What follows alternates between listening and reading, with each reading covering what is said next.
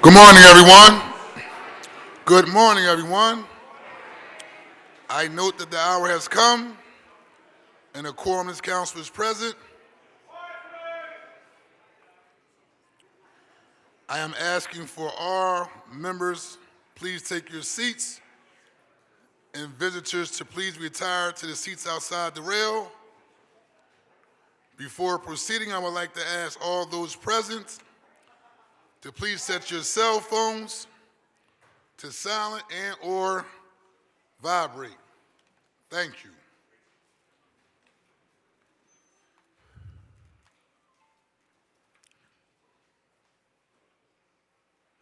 To give our invocation this morning, the chair recognizes Bishop Luke Zoba, Vicaria of the Ukrainian Orthodox Church, Khyverian Patriarch in the USA and Canada. He is here today as guest of Councilmember Brian O'Neill. I will ask all members and guests to please rise.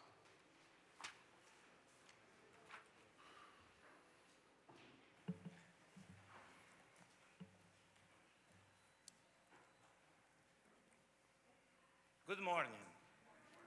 Council President Kenyatta Johnson, members of the City Council, brothers and sisters in the City of Philadelphia. I am Bishop of Philadelphia, Luke Ukrainian Orthodox Church, Kyiv Patriarchate in USA and Canada. Today on December 4, 2025, and this morning of the distinguished members of the Philadelphia City Council, I am honored to give the invitation. I thank to the Councilman Brian O'Neill, the second time I'm here, and for you for the invitation to be here with you this morning. Let us bow our heads now as to pray to the Lord. For this beautiful and wonderful land, the United States of America, for our President, armed forces, and for all civil authorities, in memory of the founding fathers and all those who gave their lives for our freedom, for all the people in the world today, and especially the suffering people in Ukraine who are fighting for the freedoms we enjoy and pray every day. For this beautiful city of Philadelphia, Mayor Sharon Parker, and for every city and country, and for the faithful dwelling in them. For you, the members of the Philadelphia City Council, let us pray to the Lord for his mercy, guidance, and grace. Apostle Paul writes in Romans chapter 8, verse 28, says, "We know that all things work together for great to those who love God, to those who are called according to his purpose." So we pray for you. We say thanks God for the this year 2025. God bless the next new year 2026. And trusted city council members as representatives of the people of the city of Philadelphia, that the Lord continues to grant you the next year, 2026, wisdom, honesty, integrity, empathy, confidence, the ability, integrity to work together and joy in fulfilling the mission before you today. Let us all pray to the Lord and give thanks for this mercy, endurance forever. God bless you. God bless America. Merry Christmas. Thank you. The chair thanks the bishop for his invocation. Council will be at ease.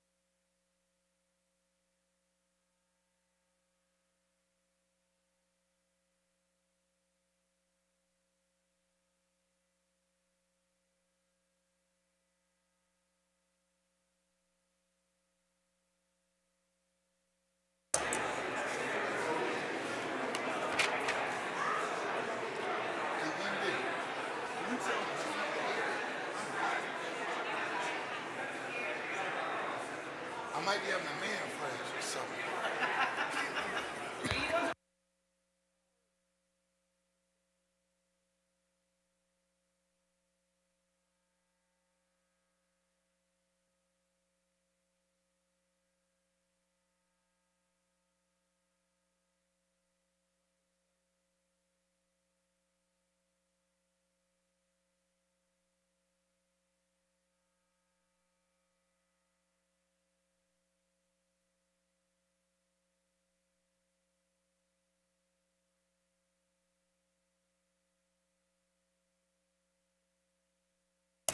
The next order of business is the approval of the journal of the meeting of Thursday, November the 20th, 2025. The chair recognizes Majority Deputy Whip, Councilmember Cindy Bass. Thank you, Mr. President. I move that the journal of the meeting of Thursday, November 20th, 2025 be approved. It has been moved and properly seconded that the journal of the meeting of Thursday, November 20th, 2025 stand approved. All those in favor will signify by saying aye. Those opposed, the ayes have it, and the journal is approved. The next order of business is request for leave of absence, and the chair recognizes Majority Leader Councilman Catherine Gilmore Richardson. Thank you, Mr. President. On behalf of the majority, a leave of absence is requested for Councilmember Isaiah Thomas. The chair thanks the Majority Leader. Leave will be granted. The chair recognizes Minority Leader Councilmember Kendra Brooks. Thank you, Council President. On behalf of the minority, there are no requests for leaves of absence today. Thank you. The chair thanks the Minority Leader. The chair now recognizes Majority Leader Councilmember Catherine Gilmore Richardson for a motion regarding certain legislative matters that may arise during the course of today's session of council and that were not listed on the calendar circulated prior to today's council session. Thank you, Mr. President. I move that any of the following matters, if considered today, may be added to the agenda for this session of council and as required by law, subsequently published on an amended agenda after the consideration of those matters. Resolutions authorizing hearings, amendments to bills on first reading, the reconsideration of a bill vetoed by or recalled from the mayor, amendments to bills recalled from the mayor, resolutions taking substantive action to be voted on in this session, a motion to withdraw a bill or resolution that is not on the calendar, and a motion placing a bill or resolution on or returning a bill or resolution from the suspension calendar that is not listed on today's calendar. The purpose of this motion is to provide the public with notice concerning possible actions by council that arose too late to be included on the calendar that was published prior to today's session. Is there a second? It has been moved and properly seconded that the legislative matters stated by Majority Leader Catherine Gilmer Richardson may be added to the agenda for today should those matters arise during the course of this session of council. All those in favor indicate by saying aye. Those opposed, the ayes have it, and the motion carries.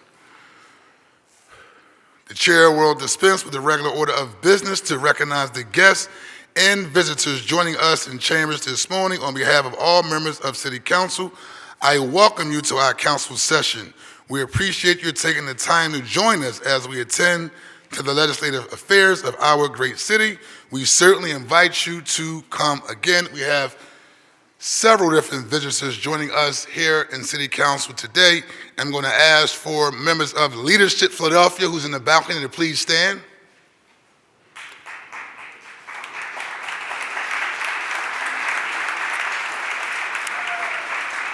Leadership Philadelphia was founded in 1959. It's a nonprofit organization that mobilizes and connects Philadelphia leaders to serve the community. Through its core program, Leadership Philadelphia enhances participants' civic knowledge and awareness and enriches their leadership skills. Leadership Philadelphia serves as the hub of a diverse professional network. It is a deeply trusting convener and thought leader in the region. The core class of 2026 is being accompanied by Leadership Philadelphia Board Chair Hugh McStravick. Let's again give them a round of applause and welcome to City Council.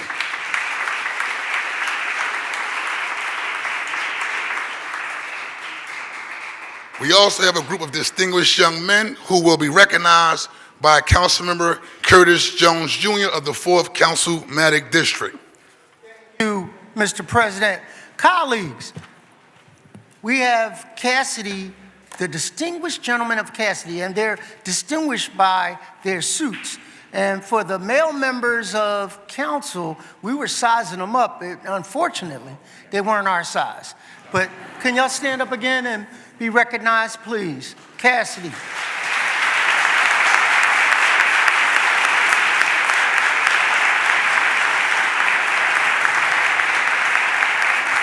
Thank you, Mr. President. Now, I just want to take a moment of personal privilege. Now, when so-called celebrities come down here and we recognize them, we honor them, you know, everybody stand up and they give them all these accolades. And for me, seeing these young men, they are breaking the stereotypes of African-American men here in the city of Philadelphia. These are distinguished young men that represent the best that our city has to offer. So when they stand up again, I want everyone to stand up and give them a real big round of applause. Stand up, young men.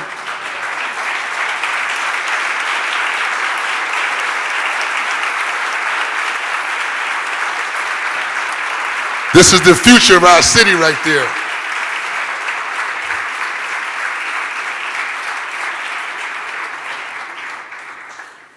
The chair recognizes Councilman Dr. Anthony Phillips.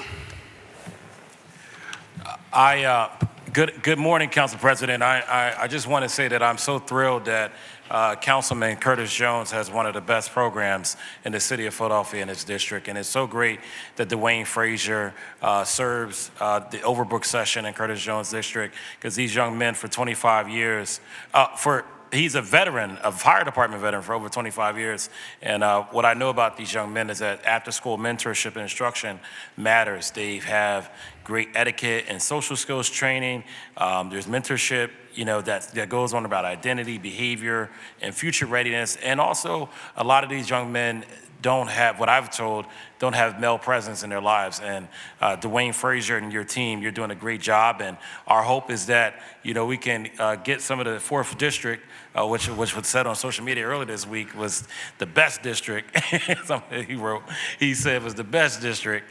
Hopefully we get some of the 4th district work into all of our districts. So we appreciate Curtis Jones and also Dwayne Frazier for all the work that you're doing with distinguished young gentlemen, and proud to have you all a part of Philadelphia City Council and our youth initiatives in our city as the chair of Children and Youth. Thank you. Bye-bye. Thank you.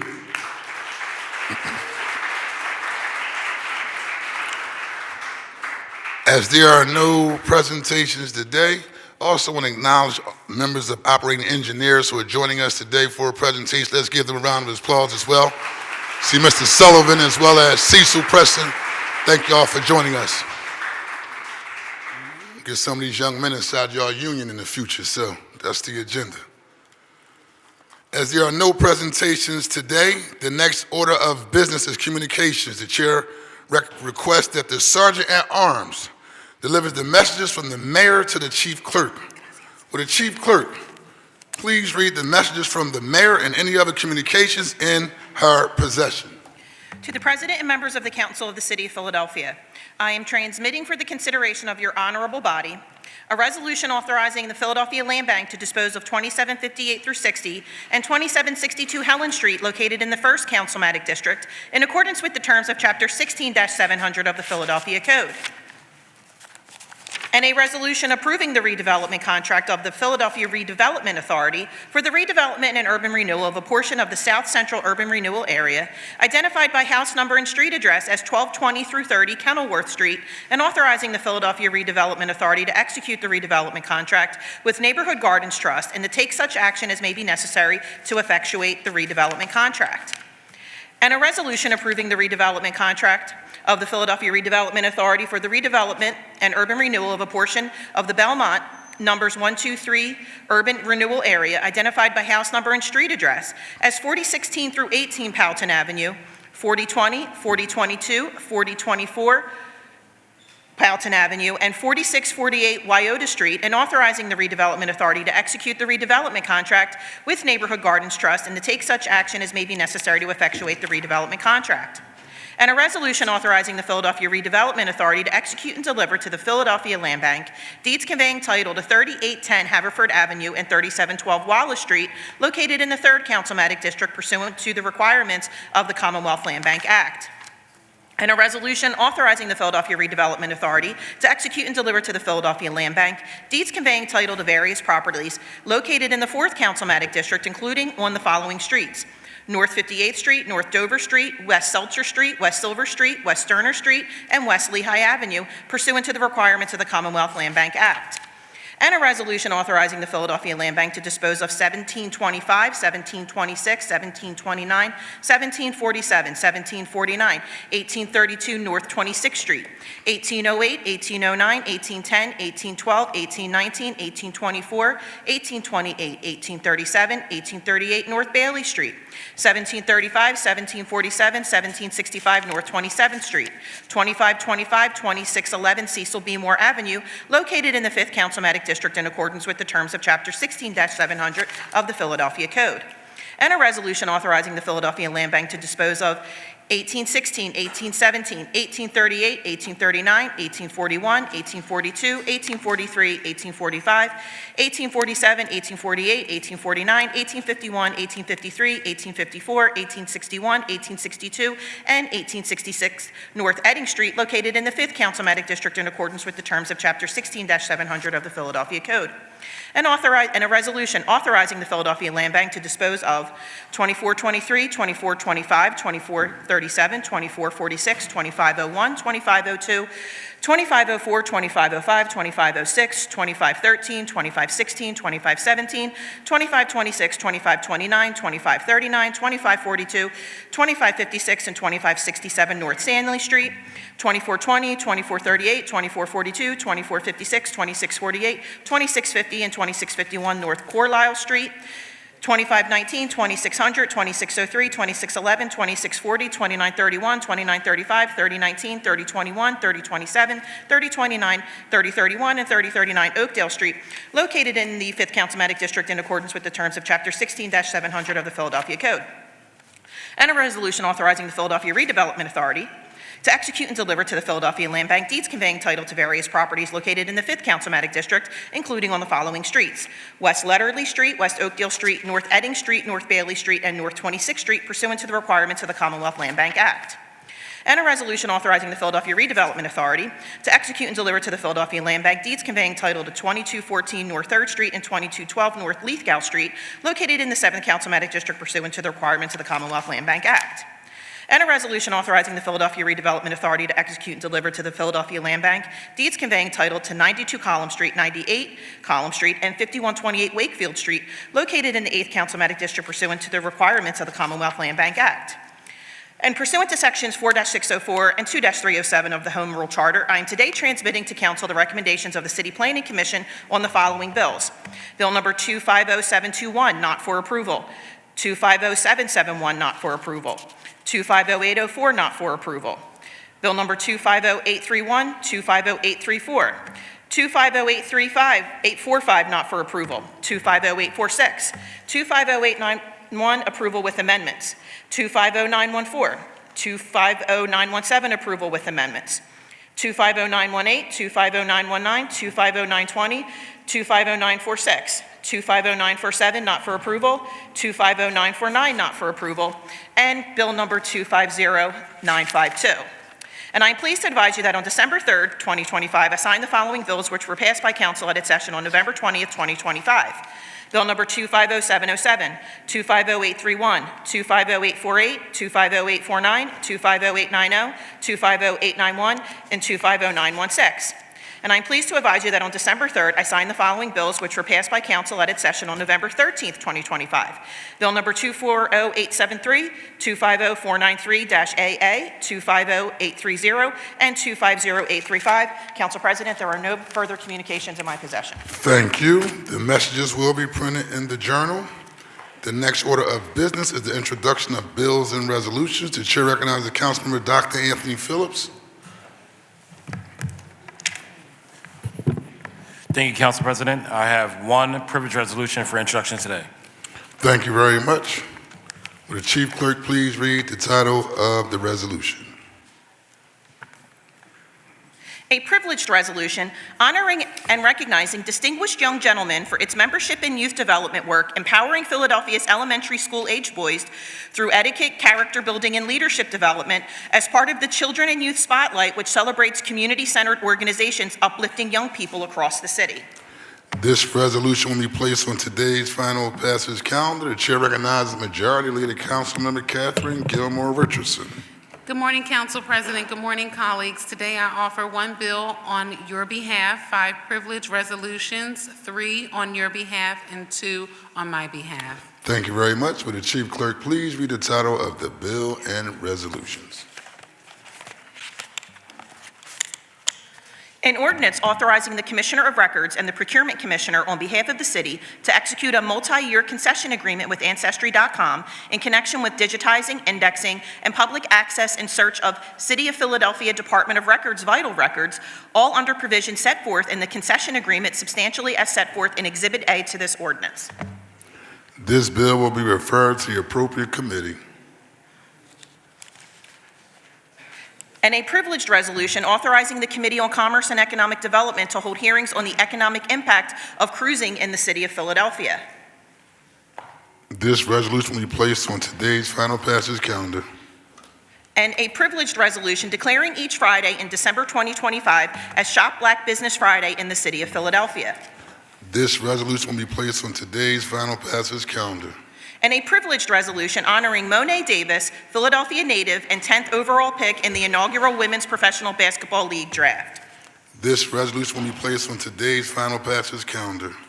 And a privileged resolution congratulating the Avenging the Ancestors Coalition and its founder, Michael Cord Esquire, on the 15th anniversary of the grand opening of the Slavery Memorial at the President's House at 6th and Market Streets. This resolution will be placed on today's final passage calendar. And a privileged resolution honoring and congratulating former Eagles safety Malcolm Jenkins, a Super Bowl champion, defense leader, and distinguished advocate for social justice, on his induction into the Eagles Hall of Fame on November 28, 2025, the first member of Super Bowl LII roster to earn its recognition. I'm sorry. I'm so bad for throwing Super Bowls. I'm sorry. Sorry. We get the picture, we got it. This resolution will be placed on today's final passage calendar. The chair recognizes Councilman Jamie Gautier. Good morning, Council President. Today I have 3 non-privileged resolutions for introduction and 1 bill and 2 non-privileged resolutions on your behalf. Thank you very much. Will the chief clerk please read the title of the bill and resolutions?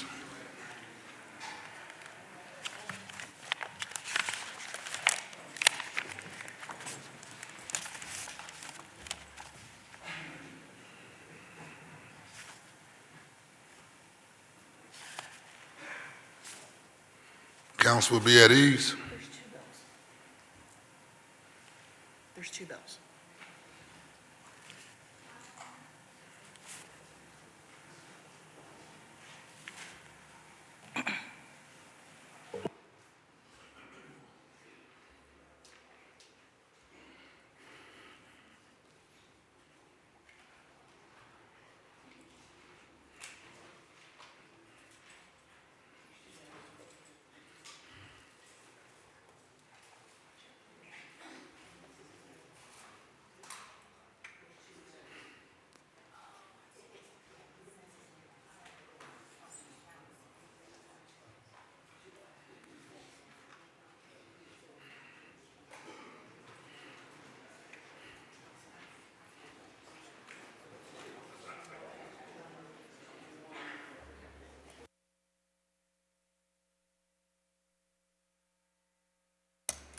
For the record, we have 2 bills and 1 non-privileged resolutions introduced by Councilman Jamie Gautier. It's okay. Please read the title of the bills and resolution.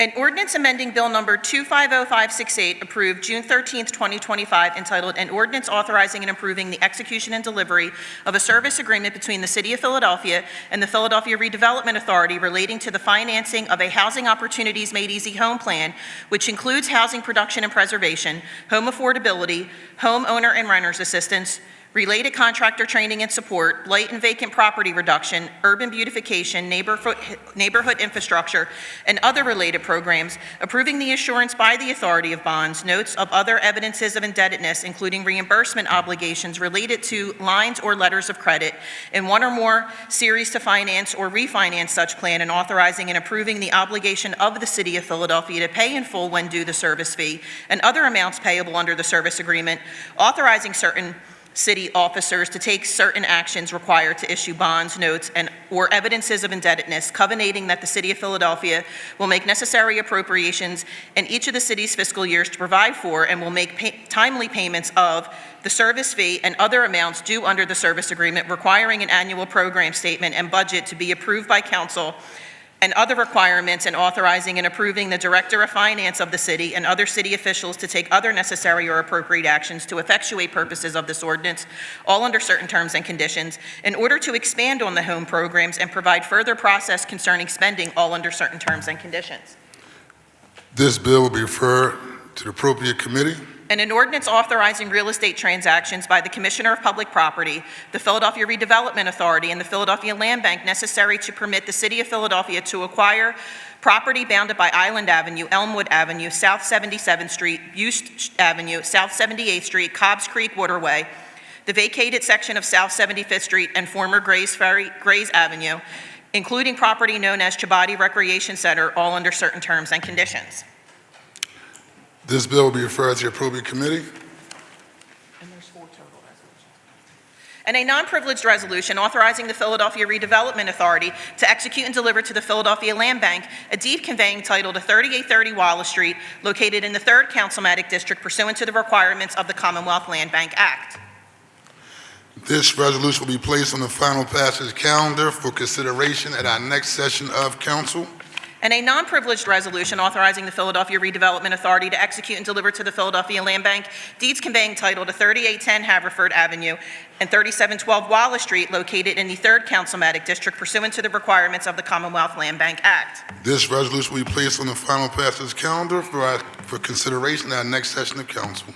And a non-privileged resolution approving the redevelopment contract of the Philadelphia Redevelopment Authority for the redevelopment and urban renewal of a portion of Belmont Numbers 123 Urban Renewal Area identified by house number and street address as 4016 through 18 Powelton Avenue, 4020 Powelton Avenue, 4022, 4024 Powelton Avenue, and 46 through 48 Wyoto Street, and authorizing the Redevelopment Authority to execute the redevelopment contract with Neighborhood Gardens Trust and to take such action as may be necessary to effectuate the redevelopment contract. This resolution will be placed on the final passage calendar for consideration at the next session of council. And a non-privileged resolution approving the redevelopment contract of the Philadelphia Redevelopment Authority for the redevelopment and urban renewal of a portion of the South Central Urban Renewal Area identified by house number and street address as 1220 through 30 Kenilworth Street, and authorizing the Philadelphia Redevelopment Authority to execute the redevelopment contract with Neighborhood Gardens Trust and to take such action as may be necessary to effectuate the redevelopment contract. This resolution will be placed on the final passage calendar for consideration at our next session of council. Chair recognizes Councilmember Jones. Thank you, Mr. President. Today I offer one bill and one privileged resolution. Thank you very much, Member Jones. Will the Chief Clerk please read the title of the bill and resolution? An ordinance amending Chapter 12-3000 of the Philadelphia Code entitled Use of an Automated Red Light Enforcement System to Prevent Red Light Violations by authorizing the installation of a red light enforcement system at the intersection of Schoolhouse Lane and Henry Avenue, all under certain terms and conditions. This bill will be referred to the appropriate committee. And a non-privileged resolution authorizing the Philadelphia Redevelopment Authority to execute and deliver to the Philadelphia Land Bank deeds conveying title to various properties located in the 4th Councilmatic District, including on the following streets: North 58th Street, North Dover Street, West Seltzer Street, West Silver Street, West Sterner Street, and West Lehigh Avenue pursuant to the requirements of the Commonwealth Land Bank Act. This resolution will be placed on the final passage calendar for consideration in the next session of council. Chair recognizes Councilman Rulandow. Good morning, Council President, colleagues, and everyone here visiting today. Today I have one privilege resolution. Thank you very much. Will the Chief Clerk please read the title of the privileged resolution?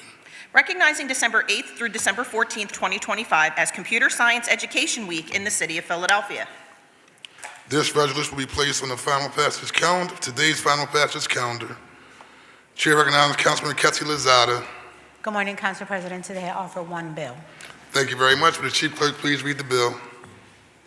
An ordinance regulating the direction of movement of traffic on Adams Avenue between Winghahawking Street and Frankfurt Avenue, as well as Leeper Street between Adams Avenue and Rowan Street. This bill will be referred to the appropriate committee. The chair recognizes Councilman Jeffrey J. Young, Jr. Thank you, Mr. President. Today I offer one bill, 5 privileged resolutions, and 2 non-privileged resolutions. And Mr. President, I ask if I can briefly speak on one of the resolutions after introduction, please. Briefly. Will the Chief Clerk please read the title of the bill and resolutions? An ordinance amending Section 12-926 of the Philadelphia Code entitled Center City Parking Regulations to confirm regulations adopted by the Department of Streets that establish and revise loading zone regulations in additional portions of the Center City area and to reauthorize changes and additions to such regulations, all under certain terms and conditions. This bill will be referred to the appropriate committee. And a privileged resolution authorizing the council committees on legislative oversight and Parks, Recreation, and Cultural Affairs to hold hearings to investigate the current conditions and future of Philadelphia's public libraries. This bill will be referred to the appropriate committee. And a privileged resolution honoring the life and legacy of architect Robert A.M. Stern. This resolution will be placed on today's final passage calendar.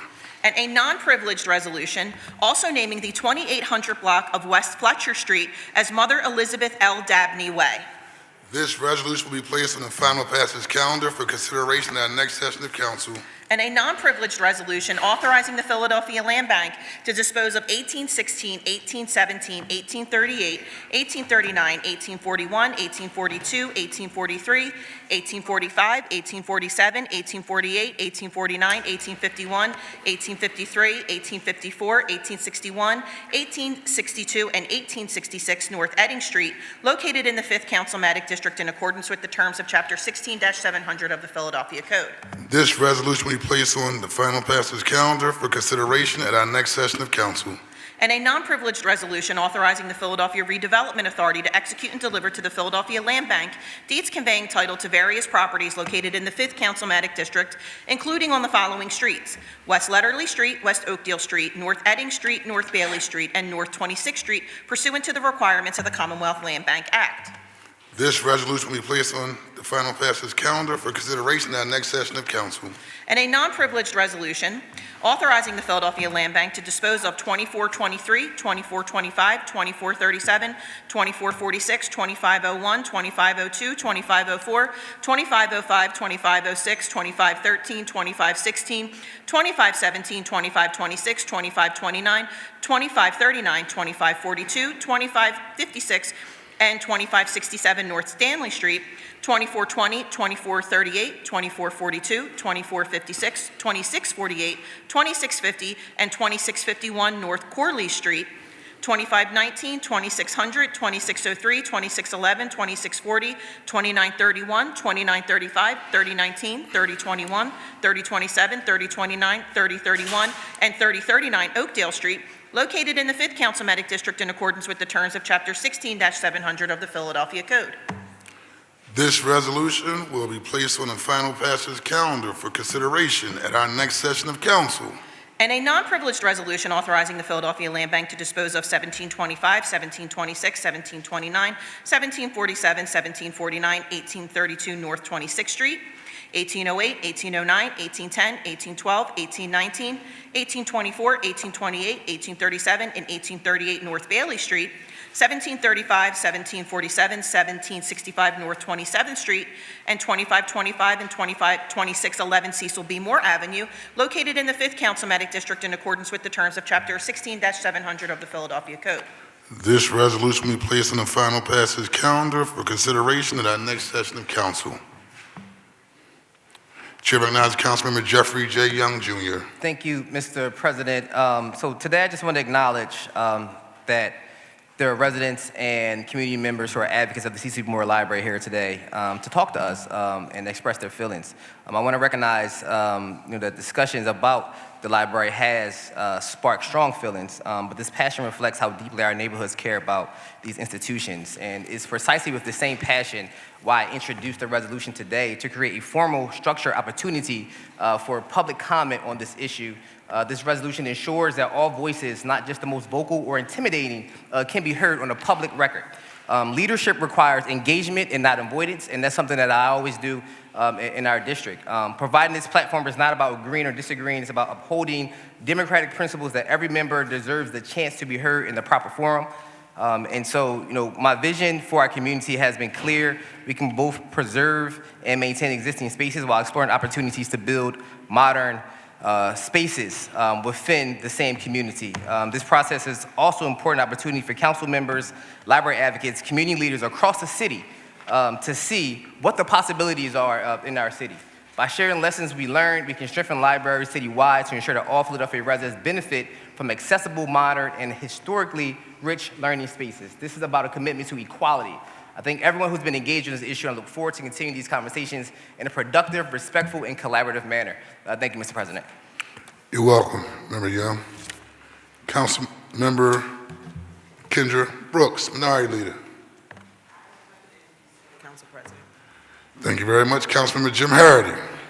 Thank you, Council President. I have nothing to introduce today. Councilmember Nicholas O'Rourke. Thank you, Mr. President. Nothing to introduce today. Councilmember Mike Driscoll. Thank you, Mr. President. Nothing to introduce today. Councilmember O'Neill. Thank you, Mr. President. I have nothing to introduce today. Councilmember Mark Squilla. Thank you, Mr. President. Two non-privileged resolutions. Thank you very much. Will the Chief Clerk please read the title of the non-privileged resolutions?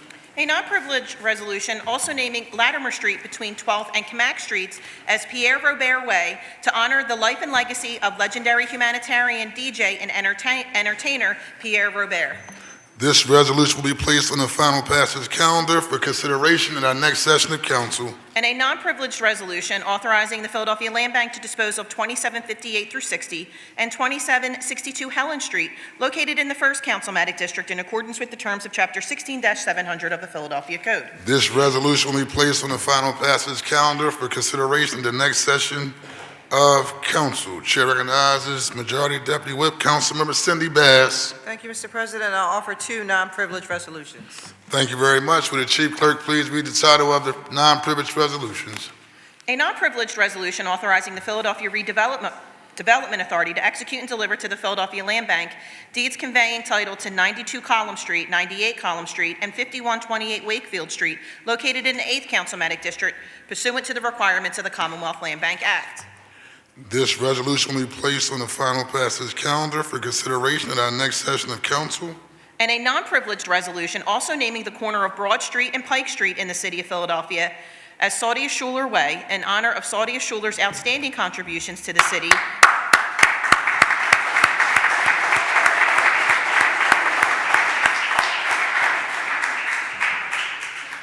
her unparalleled commitment to uplifting the community, and her positive cultural impact on Philadelphia and beyond.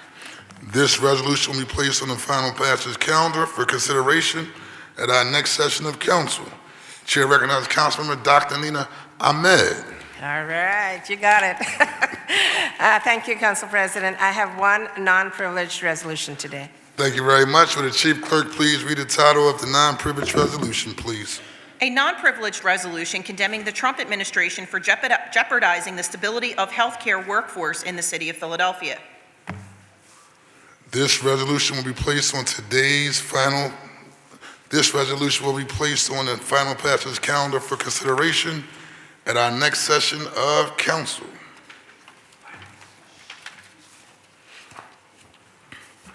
The next order of business is reports from the committee. The chair recognizes Councilmember Gilmore Richardson for a report from the Committee of the Whole. Right here. Yep. Thank you, Mr. President. The Committee of the Whole reports out 1 resolution with a favorable recommendation. Thank you very much. Will the Chief Clerk please read the report? The Committee of the Whole, to which was referred the following resolution. Resolution number 250955, resolution approving the 2025 through 26 Housing Opportunities Made Easy Home Program Annual Program Statement and Budget, which addresses expenditures by various agencies in the first year of the home program, respectfully reports it has considered and amended the same and returns the attached resolution to council with a favorable recommendation. There are no further resolutions to report out from the Committee of the Whole, Council President. Resolution number 250955 will be placed on the final passage calendar for consideration at the next session of council. The chair recognizes Councilmember Majority Deputy Whip, Councilmember Cindy Bass for a report from the Committee on Rules.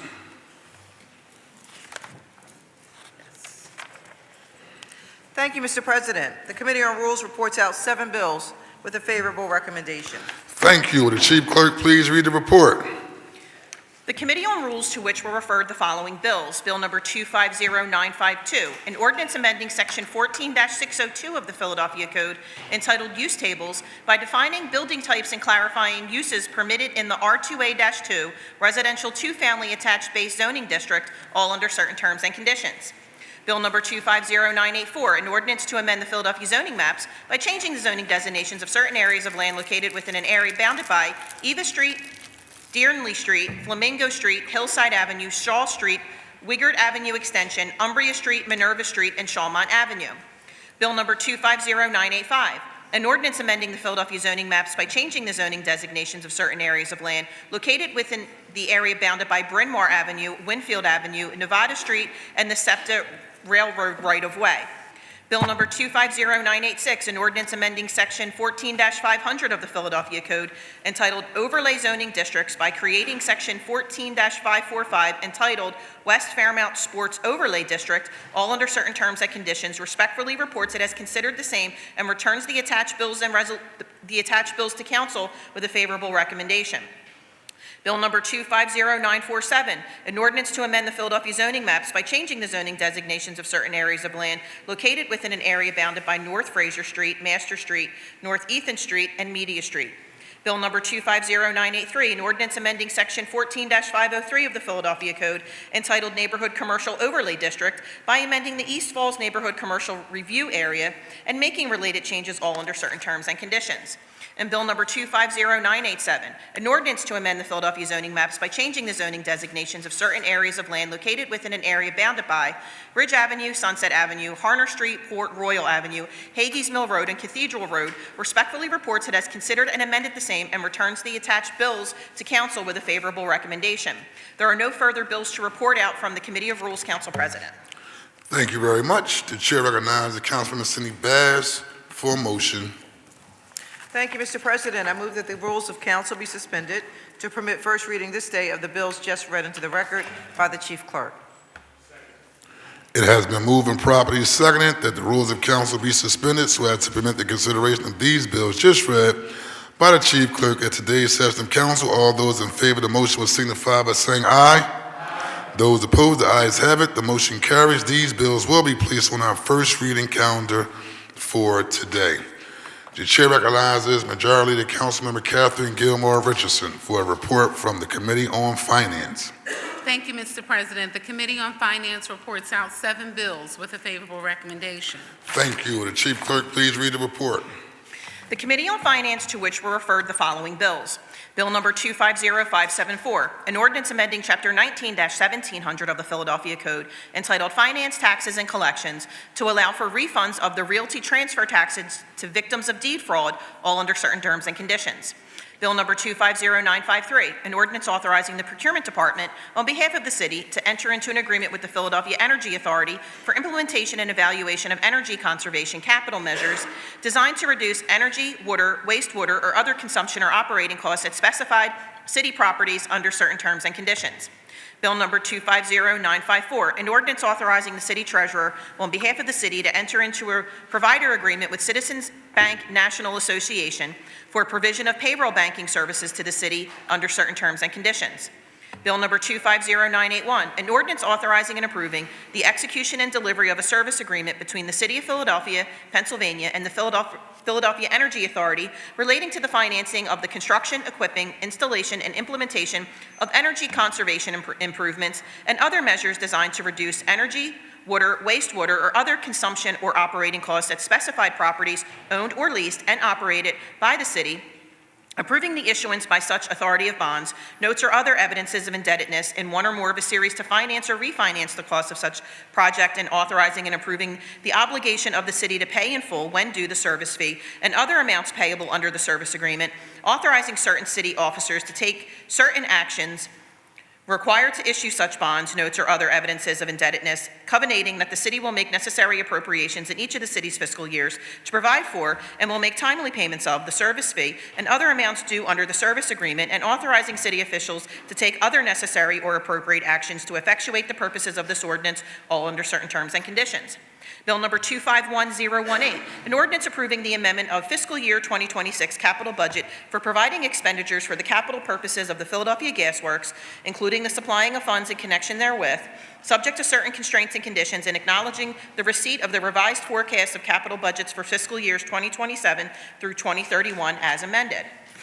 Bill number 251019, an ordinance amending Bill number 250103, approved June 13, 2025, entitled Authorizing the Procurement Commissioner on behalf of the City of Philadelphia to enter into an agreement with the Philadelphia Energy Authority for coordination of a guaranteed energy savings contract for implementation and evaluation of energy conservation measures designed to reduce energy, water, wastewater, or other consumption or operating costs at specified city properties, all under certain terms and conditions, to clarify the scope of the guaranteed energy savings contract and make related technical changes, all under certain terms and conditions, respectfully reports it has considered the same and returns the attached bills to council with a favorable recommendation. And Bill number 250951, an ordinance amending Title 12 of the Philadelphia Code entitled Traffic Code by revising certain definitions, adding a new section 12-926 entitled fee for use of bus loading zones and facilities, to impose a fee on certain activities by intercity buses, authorizing the installation of camera-based monitoring systems for administration of the fee system, and authorizing an agreement with the Philadelphia Parking Authority for enforcement and collection of certain fees for intercity buses, all under certain terms and conditions, respectfully reports it has considered and amended the same and returns the attached bill to council with a favorable recommendation. There are no further bills to report out from the Committee on Finance, Council President. Thank you very much. The chair recognizes Majority Leader Kathleen Gilmore Richardson for a motion. Thank you, Mr. President. I move that the rules of council be suspended as to permit first reading this day of the bills just read into the record by the chief clerk.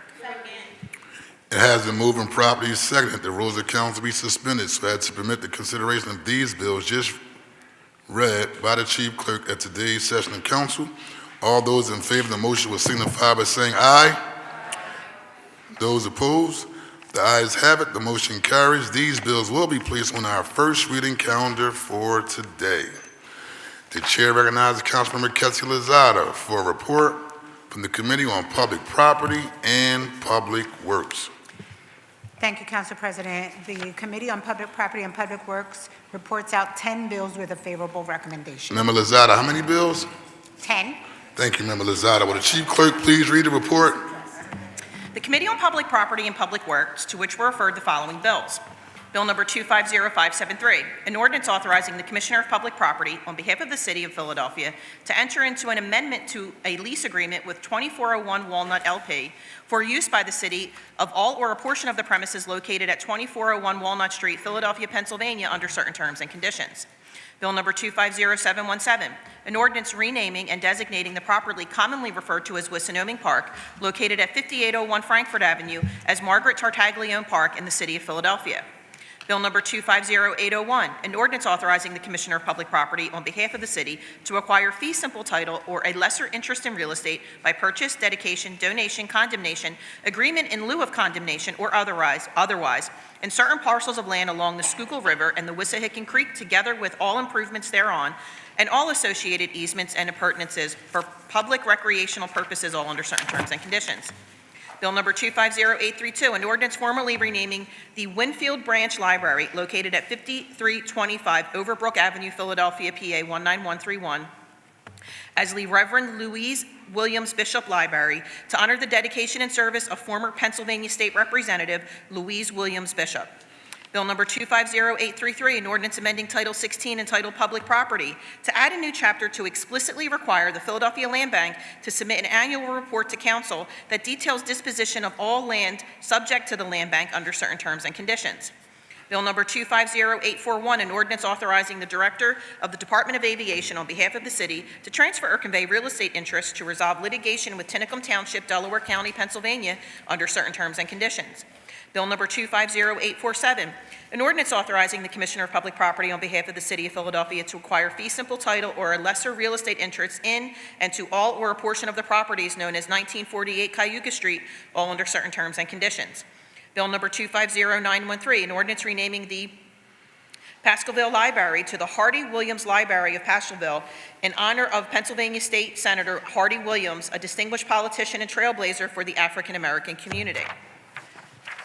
Bill number 251017, an ordinance authorizing the Director of the Department of Aviation to acquire on behalf of the city fee simple title or a lesser real estate interest by purchase, amicable negotiation, dedication, donation, condemnation, agreement in lieu of condemnation or otherwise, in and to all or portions of a certain parcel of land located at known as 4521 Island Avenue under certain terms and conditions. Bill number 251023, an ordinance authorizing the Commissioner of Public Property on behalf of the City of Philadelphia to enter into an agreement with the Philadelphia Authority for Industrial Development or the Philadelphia Municipal Authority to fit out a health center facility based on plans and specifications acceptable to the city that will be developed on the premises located on Frankfort Avenue in the vicinity of Pratt Street and Dyer Street, and to repay the landlord for the cost of the fit-out under certain terms and conditions, respectfully reports it has considered and amended the same and returns the attached bills to council with a favorable recommendation. There are no further bills to report out from the Committee on Public Property and Public Works, Council President. Thank you very much. The chair recognizes Councilmember Kelsey Lozada for a motion. Thank you, Council President. I move that the rules of council be suspended to permit first reading this day of the bills just read into the record by the chief clerk. It has been moved and properly seconded that the rules of council be suspended to permit the consideration of these bills just read by the Chief Clerk at today's session of council. All those in favor will signify by saying aye. Those opposed, the ayes have it. The motion carries. These bills will be placed on our first reading calendar for today. The chair recognizes Councilman Jeffrey J. Young, Jr. for a report from the Committee on Streets and Services. Thank you, Mr. President. The Committee on Streets and Services reports out 14 bills with favorable recommendations. For the record, Member Young, how many bills is that? 14. Thank you very much. Will the Chief Clerk please read the report? The Committee on Streets and Services, to which were referred the following bills. Bill number 250606, an ordinance authorizing Howard Foreman, owner, to install, own, and maintain a proposed fence encroachment at 1338 through 44 Rising Sun Avenue, Philadelphia, PA 19140, property under certain terms and conditions. Bill number 250809, an ordinance authorizing various encroachments in the vicinity of 113 through 17 Washington Avenue, Philadelphia, PA 19147, under certain terms and conditions. Bill number 250840, an ordinance authorizing a streetery in the right-of-way adjacent to 3467 Richmond Street, Philadelphia, PA 19134, under certain terms and conditions. Bill number 250842, an ordinance authorizing encroachments in the nature of a sidewalk cafe in the vicinity of 400 East Girard Avenue, Philadelphia, PA 19125, under certain terms and conditions. Bill number 250846, an ordinance authorizing various encroachments in the vicinity of 5901 Wayne Avenue, Philadelphia, PA 19144, under certain terms and conditions.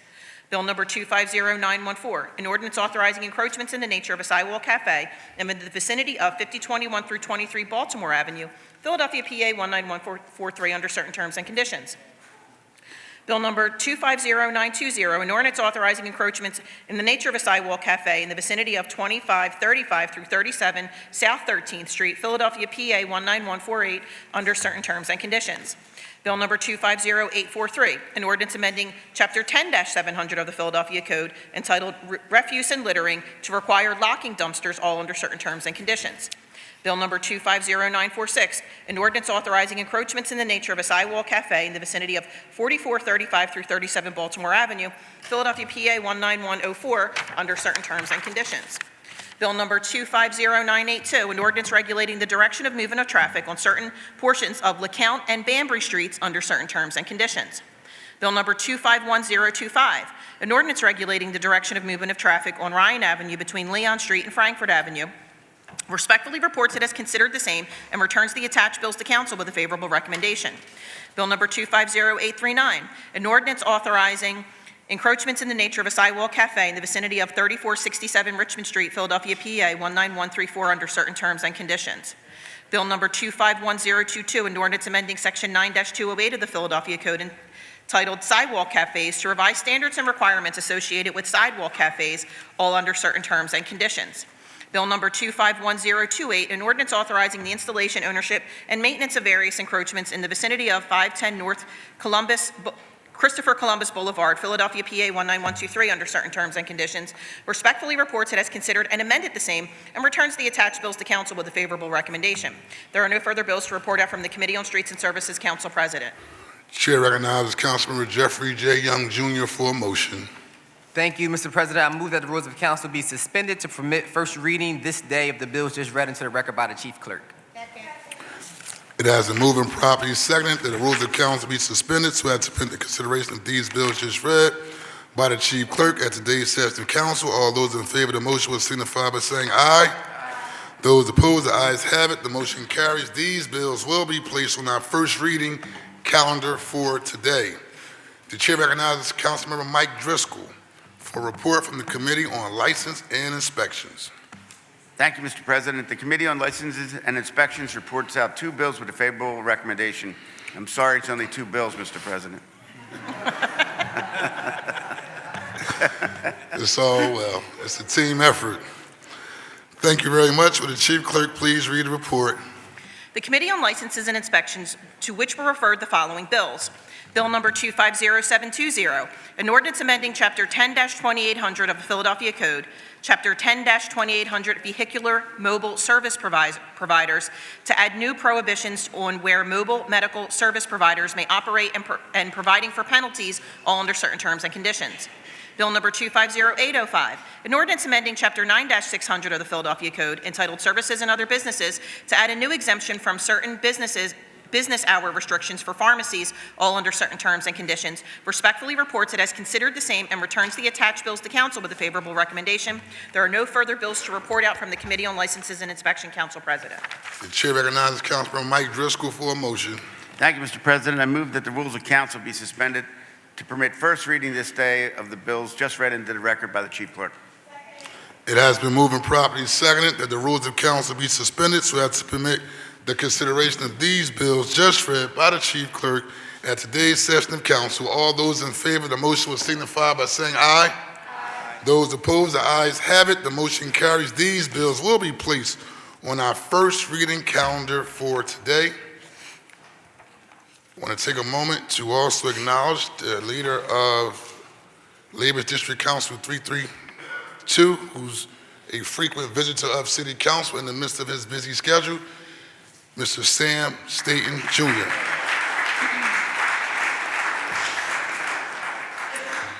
The chair now recognizes Councilmember Jeffrey J. Young, Jr. for a motion regarding special business. Thank you, Mr. President. I move that the rules of council be suspended to permit consideration of special business at this time. Second.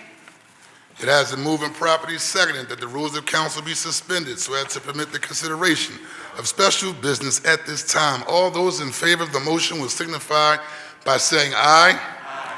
Those opposed, the ayes have it. The motion carries. The chair recognizes Councilmember Jeffrey J. Young for a motion regarding Bill number 251024, introduced at our stated meeting on November the 20th, 2025. Would the clerk please read the title of the bill?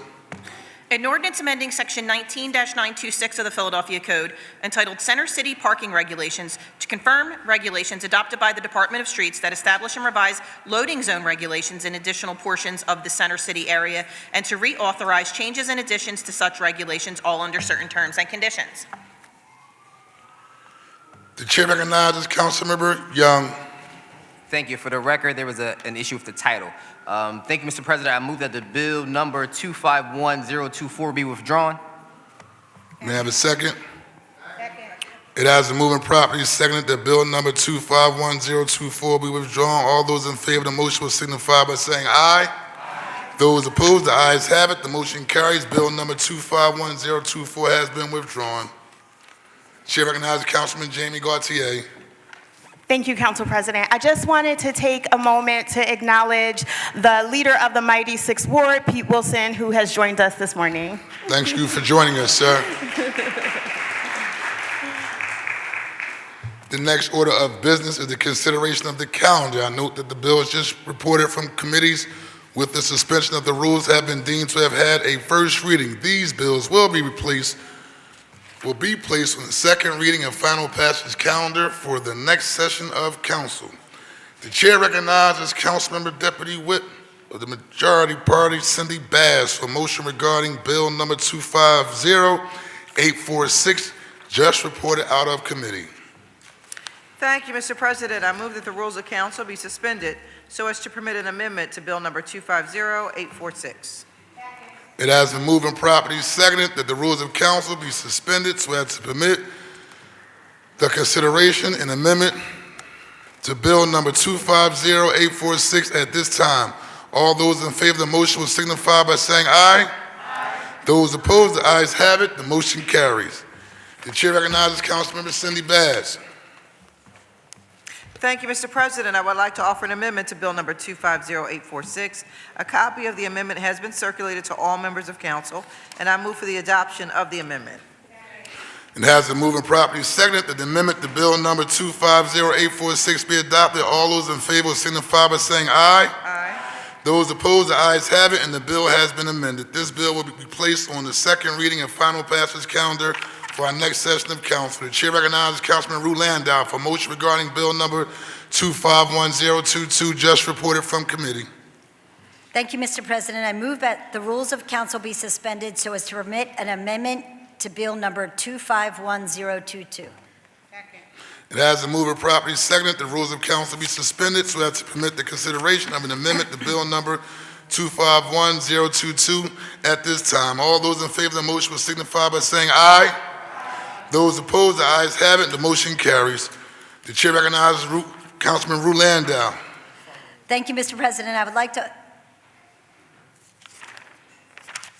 offer an amendment to Bill number 251022. A copy of the amendment has been circulated to all members of council. I move for the adoption of the amendment.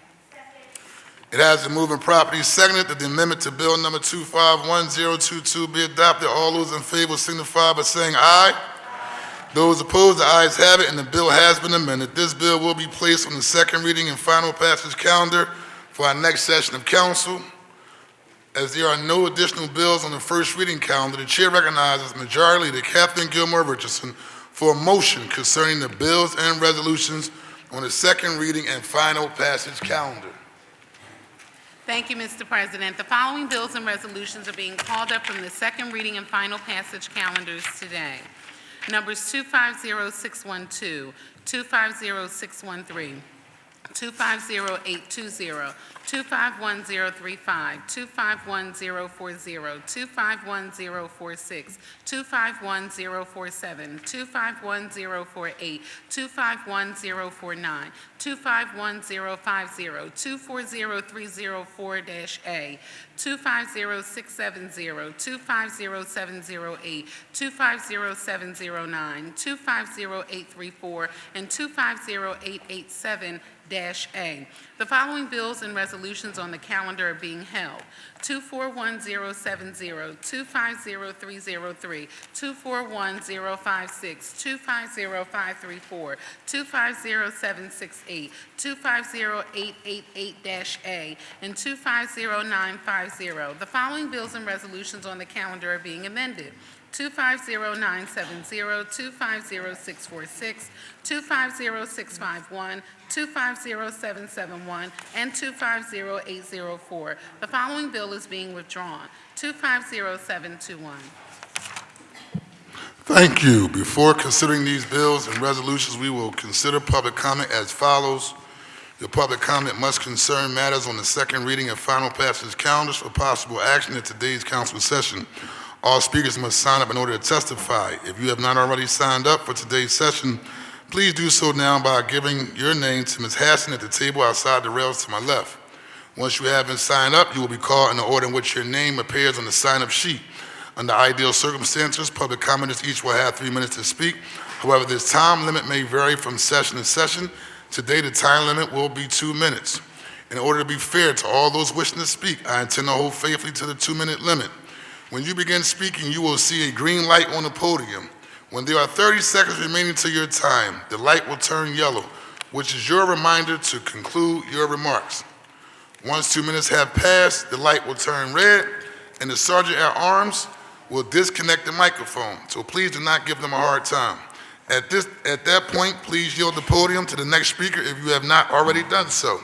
I also reserve the right pursuant to our rules of council to limit repetitious comments on the same subject matter. I will now ask the chief clerk to please read the name of our first speaker. May we have Sam Staton, Khalif Wilder, Joshua Harris, Kobe Mortimer, Gordon Stewart Harrison, and Timothy Walker please come to the podium.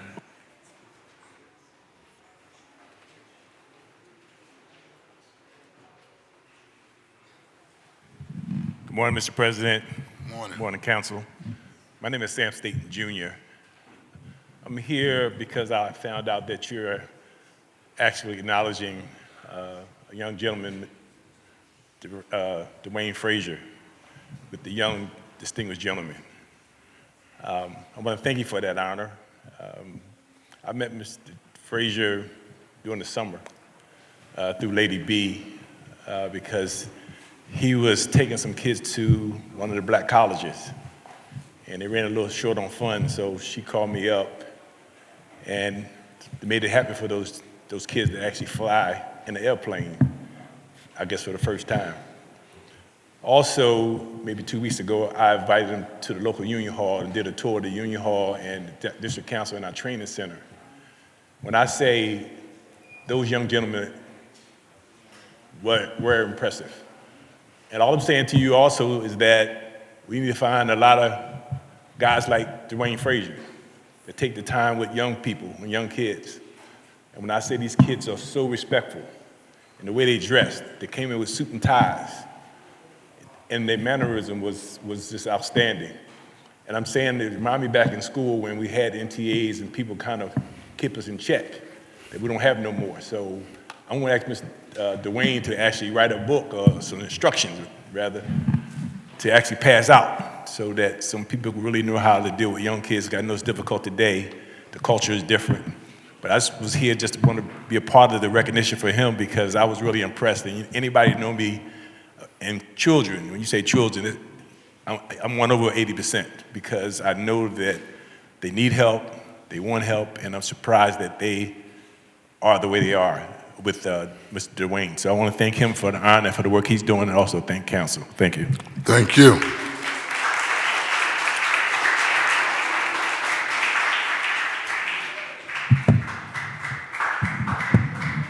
Good morning. To the Honorable Council President Kenyatta Johnson, City Council members, Dr. Herman Douglas, Principal Cassidy, Lewis Cassidy Elementary School, and we would like to recognize the Honorable Mayor Sherelle Parker and Dr. Tony B. Watland, Sr. Special thanks to Councilman Curtis Jones, Councilmember Anthony Phillips, and their staffs for inviting us, the distinguished young gentlemen. My name is Gordon Stewart Harrison. To our distinguished gentlemen, I'm Mr. Gordon. I serve as one of the co-mentors with Mr. Dwayne Frazier, teacher. Also, I am a School District of Philadelphia registered volunteer. Mr. Frazier and the distinguished gentlemen were brought to my attention by my daughter, Principal Tangela McClan, 4 years ago when she was principal of Lewis Cassidy Academic Plus Elementary. This after-school program was only a couple of weeks old at the time. Her description of these boys, along with Mr. Frazier, all dressed in suits, ties, and dress shoes, impressed me. She knew, without a doubt, the program would spark my interest. They met weekly on Thursdays, so I asked if I could visit, and Mr. Frazier granted my request. When I walked in and saw the behavior of these stylish young men, immediately I knew I wanted to be a part of this program. Initially, our gentlemen experienced peer pressure because of the suit wearing. However, we worked hard to build confidence, and in no time, they grew past that.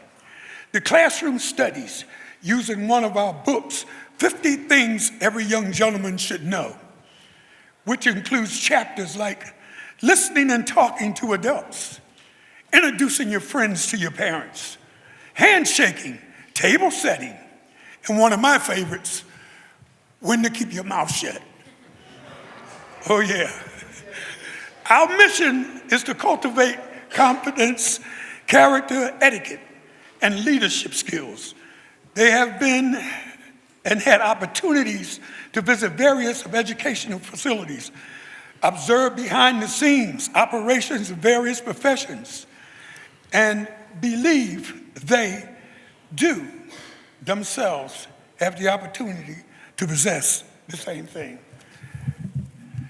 I want to thank God, my Savior, for allowing me to be a part of this organization.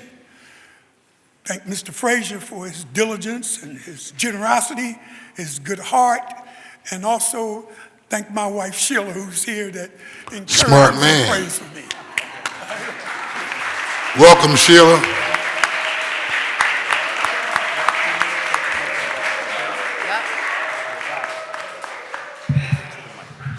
Hello, ladies and gentlemen. My name is Khalif Wilder. I'm 13 years old, and I'm in the 7th grade. Today, I will be talking about why I joined the Gentlemen's Club and some things that I've learned from the Gentlemen's Club.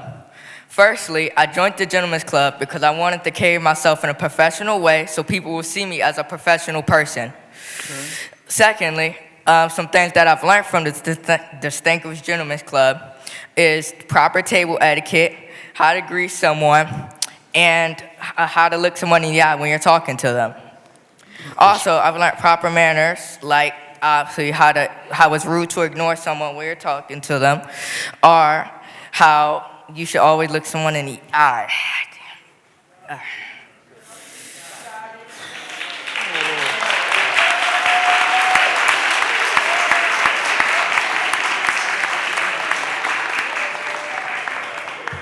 The chair recognizes Councilmember Kendra Brooks. Oh, thank you, Council President. I would like to be excused for council business and recorded as aye on all bills, resolutions, and amendments today. Excuse is granted. Thank you. Votes recorded. Go ahead, young man. Say your name for the record and begin your speech. My name is Simon Colby. I am in the 5th grade and I am 11. The things I'm going to be talking about is the reason why I joined the Distinguished Young Gentlemen's Club and the things I have learned.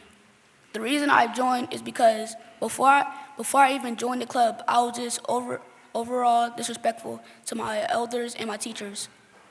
Some things I have learned is that table manners, proper etiquette, and how to respect elders. Overall, I learned how to be a gentleman because of Mr. Frazier, and without him, I don't know where I'll see myself.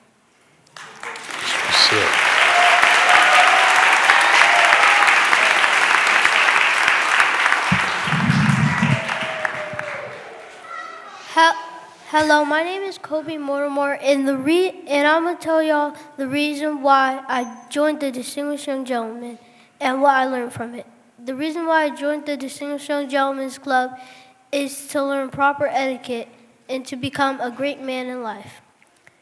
And some things I learned about brotherhood, and I learned table manners. I learned how to tie a necktie, and I learned to respect people how I want to be treated.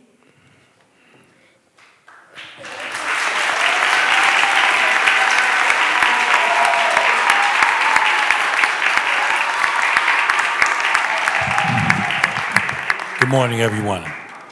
Good morning, everyone. City Council President. Can we give our youth another round of applause first?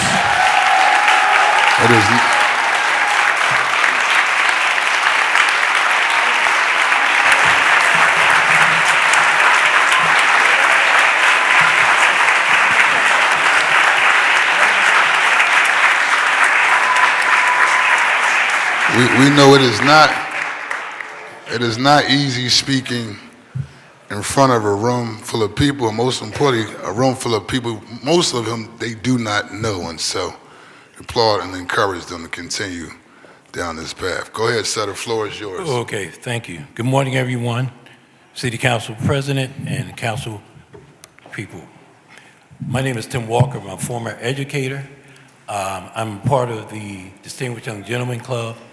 I want to speak briefly on Dwayne Frazier. Dwayne, keep it plain, Frazier. A couple years ago when I retired, he had wanted to talk to me. He refers to me as Uncle Tim. I don't know why he does it. I'm just 4 years older than him. But he got on the phone, look, I need to talk to you about this program, Distinguished Young Gentlemen. Came over to the house, told me what the program was about. Basically young black men dressing up, but also learning proper etiquette. And I said, man, if that's what you want to do, I'm 100% behind you. At first, it was a little rocky. The previous schools he was at, he didn't really get favor. But then all of a sudden, God gave him favor. Thank God for that. But before I talk about that, I want to talk about him, the man. He's a servant leader. He served in the military. He's a devoted husband, beautiful family, okay, which I like about, he's a former, I think, basketball coach, correct? Yeah, so he's a servant person, and he's the associate pastor at our church, Christian Stronghold Baptist Church. I just personally want to thank him for his leadership and allow me to be a part of this, because without, you know, he did a fantastic job. But other folks I want to talk about, okay, are other unsung heroes that got this program started, because you have to remember, without them, it couldn't happen. And the other unsung heroes I want to talk about is, let me see, special thanks to Tangela McLean, former principal of Lewis C. Cassidy Elementary School, which allowed him to do this. Also, Dr. Herman Douglas, okay, who's currently the principal, okay, and then, of course, Gordon Harrison Stewart, who works alongside him to make this program what it is today. And then also, which sparked a blessing for Mr. Frazier, was Dr. Solomon Clark, his former camp counselor, who he kind of was his mentor, and Mr. Frazier told him about it, and he was so impressed that he informed Lady B at 107.9. I'd like to thank her for allowing us to come to her station to expose people to the program, the great things at Cassidy Elementary. Other unsung heroes that I'd like to mention is Mr. Joseph Brown, Gary Bryant, Corey Blakely, okay, and Mr. Brown, second grade teacher at Cassidy Elementary. These are the individuals, okay, that make the program, other than myself, great. And I really like that. So remember, we're a village. Last but not least, I'd like to thank the parents, because without the parents, this program couldn't happen. There's other activities that go on at Cassidy Elementary School, but they chose this type of program because they want their child to be the best they can be. And last but not least, remember, there's an African proverb that says it takes a village to raise a child, and all of us who play a role in these young men dedicated to making sure their lives will be a success. Thank you. Thank you.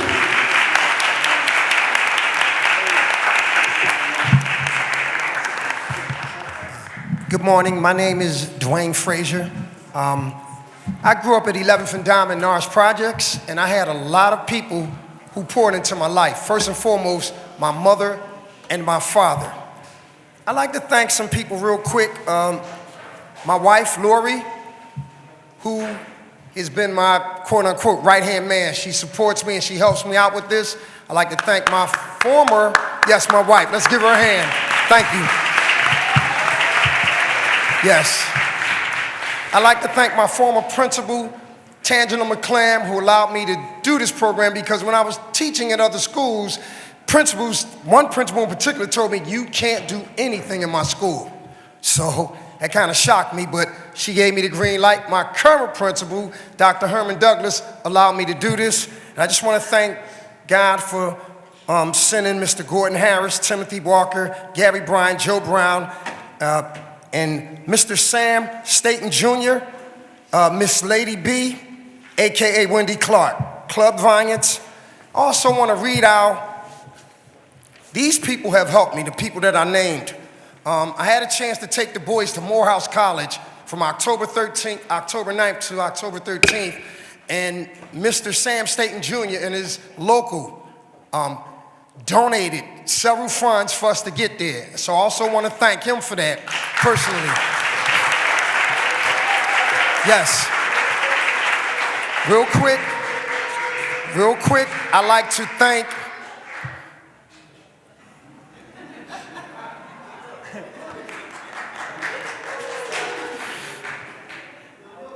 thank Dr. Solomon Clark, who was my camp counselor in 1975. I was 10 years old, okay? And they took us around Temple and they taught us a lot. And then I started this particular program. And we have what we call the 5 R's. It's respect. We strive to respect ourselves and others. Responsibility. We hold ourselves accountable for our own thoughts, words, and deeds. Reading. We are well-read and reflect on the meaning and relevance of uplifting literature. Resilience. We are strong, confident, and determined to overcome any setbacks, disappointment, or obstacles that come our way. And the last 5 point is refinement. We are young gentlemen of refinement as reflected in our appearance, our comportment, and our daily etiquette, and the way we extend the courtesies that we extend to teach others. My goal is, when I retire in June, to make this a full-time after-school program from Monday through Friday from 3:30 to 5 o'clock. So please pray that I get the funding that I need to put this program in other schools in all parts of the city. Thank you, City Council. Thank you.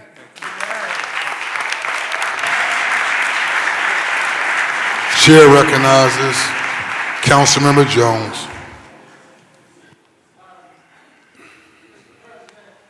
Colleagues, we go to a lot of places where our young men are. Some of them dark institutions that we have to go in and try to rescue them. But what I saw today helped me to lower my blood pressure and be more optimistic about our future. And let me say that yes, they have on suits, but the suits don't wear them. They are wearing the suits in the sense that it's not like new clothing. When you put it on, you can't stop looking at it. They felt comfortable and in control of their environment. That is priceless. So I want to thank all of those individuals associated with the program. May we be blessed to put it in every councilmanic district in the city of Philadelphia, and may your dreams come true, and that in your retirement, you are reborn like the phoenix to carry out that mission. Thank you all. Thank you. Thank you, Member Jones. May we have Kate Perez, Jeremy Blatstein, Sidney Pollinchuk, Melanie Harris, and John Bynum come to the podium. Kate Perez, Jeremy Blatstein, Sidney Pollinchuk, Melanie Harris, and John Bynum.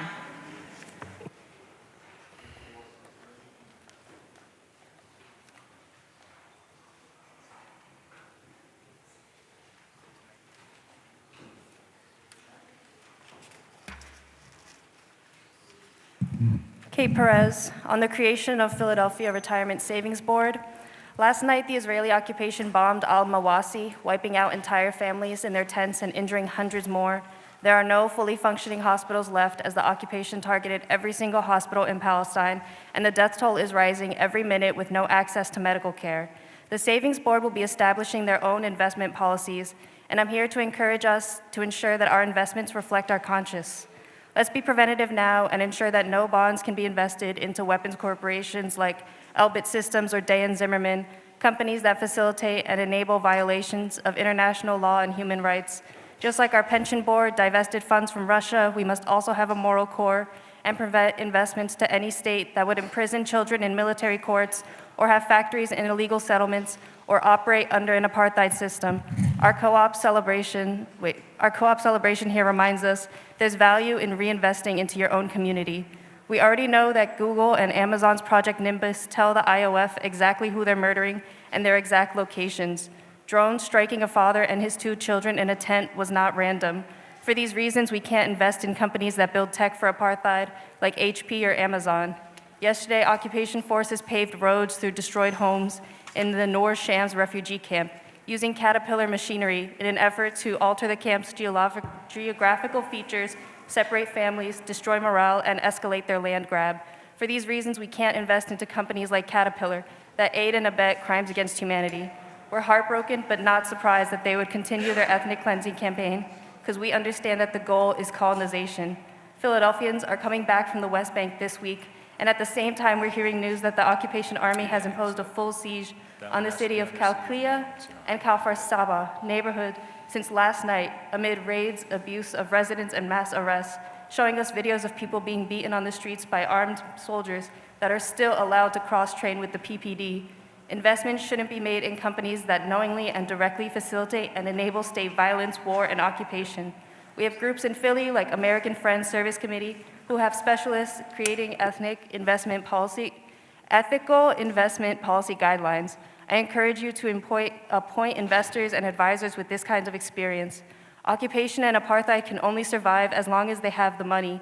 We have to make sure that our money doesn't help this occupation last for even a second longer. And more importantly, we have to stop weapons from leaving our ports, knowing that they're going to be used against unarmed civilians. Free Palestine.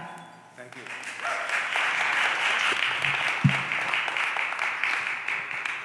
You have 2 minutes. State your name for the record, please. Hello, my name is Jeremy Blatstein. First, I'd like to acknowledge and congratulate my uncle, world-renowned urologist Lee Blatstein, for his retirement after 35 years of caring for the people of the Philadelphia region. I am here today to speak against Bill number 251050, authorizing Councilmember Cindy Bass's appeal on behalf of this body of the decision of the Department of License and Inspections with respect to 6930 Ardlisle Street.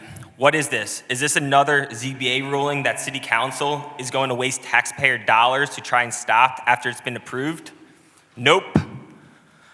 This is a by right project that would bring 13 homes to the neighborhood that is located 0.2 miles from a SEPTA stop. We can all agree that enforcement of the rules is very important.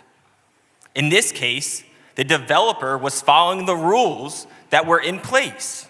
He spent real dollars to develop plans and get permits, only for this body now to try to use taxpayer dollars to try and stop it because they believe the lot in question was improperly zoned.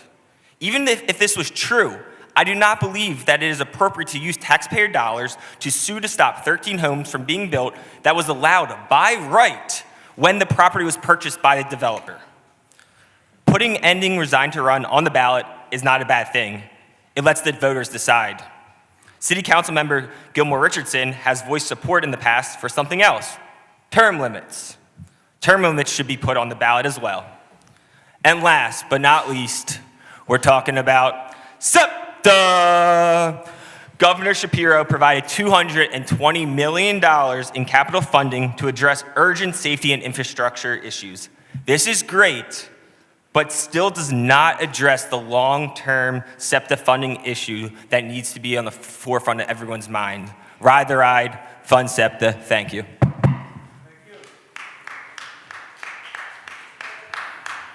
We have Sidney Pollenchuk, Melanie Harris. Thank you.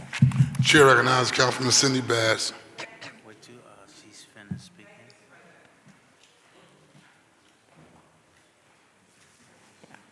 Thank you, Mr. President. I just wanted to respond to the previous commenter. And I just wanted to make clear that there's a difference between following rules and exploiting loopholes, and that the speaker should certainly have an understanding of the differences and understand the distinction between the two. We had a conversation earlier, but there is a very strong difference between understanding what the rules are and taking advantage of those rules through a loophole. Thank you, Mr. President. Thank you very much. Right, we have Sidney Pollenchuk, Melanie Harris, John Bynum. May Paul Brown, Jeff Jones, David Alexander Jenkins, and Obona Higgins make their way to the podium. Good morning, Council. My name is Sidney Pollenchuk, and I'm an educator and an activist here in the city. I'm also a member of the Save the Cecil B. Moore Library Coalition, which is advocating for the library's right to remain in its current location and be renovated using rebuild money. I am in favor of Bill 250887 to install and maintain encroachments, particularly along the Ridge Avenue corridor in the 5th District. The area does need support to be maintained to the level that the community deserves. It has many historic buildings in the area, including the Cecil B. Moore Library. The library is a well-loved institution, and it too deserves to be maintained and preserved in its current location as a staple on Ridge Avenue in the community. As someone who grew up going to my local library, worked at a library for 3 years, and is now researching the collapse and destruction of third places across the country, I feel strongly about the protection of this space. We've raised the funds, and we are ready to act on the plans that have been made through Rebuild for this library. It was supposed to be put into action over a year ago, 429 days to be exact, but there has still been no movement to sign the one piece of paper that we need to begin renovations of a historic and incredibly important building. The longer we wait, the harder it will be to renovate the library to the standards that we hold for ourselves. With the current inflation rate, we will not have the buying power that we had a year ago or 2 years ago when we first started campaigning to get this done. The answer is not to move the library or create something new, putting us into a longer holding period while we wait for more funding to appear. The answer is to preserve the roots of this community through this historic building and leave the library where it is for a new generation of children to flourish. There is room for both historic preservation and modernization with the current building, as the rebuild plan describes. No matter how you look at it, from a community perspective, an environmental perspective, or an economic perspective in terms of the cost, building a new library is not what we need. I hope that with Bill 250887's push to improve the area along Ridge Avenue, the community's desire to improve and renovate the Cecil B. Moore Library will also be honored with an immediate signing of the notice to proceed. Thank you.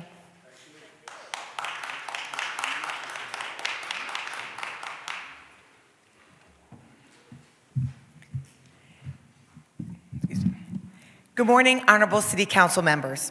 My name is Melanie Harris, and I'm the Chief Information Officer for the School District of Philadelphia. I'm honored to be here before you, representing the work that the School District of Philadelphia and our partners have done to increase digital literacy and computer science opportunities for the students of Philadelphia. I would like to thank the Honorable Council Member Rue Landau for introducing a resolution to recognize December 8th through 14th, 2025 as Computer Science Education Week in the city of Philadelphia. I would be remiss if I did not recognize Councilmember Landau's work as the chair and Councilmember Skrilla's role as the vice chair on the Council's Technology and Information Services Committee, helping everyone recognize the importance of empowering our students with the necessary skills to compete in this digital age. As Superintendent of the School District of Philadelphia, Dr. Watlington will kick off Computer Science Week at John H. Taggart Elementary School on Monday, December 8th, to observe and celebrate our students as they share their digital literacy skills by programming robots and engaging in block coding and working as a team to solve the pattern and sequencing problems presented to them.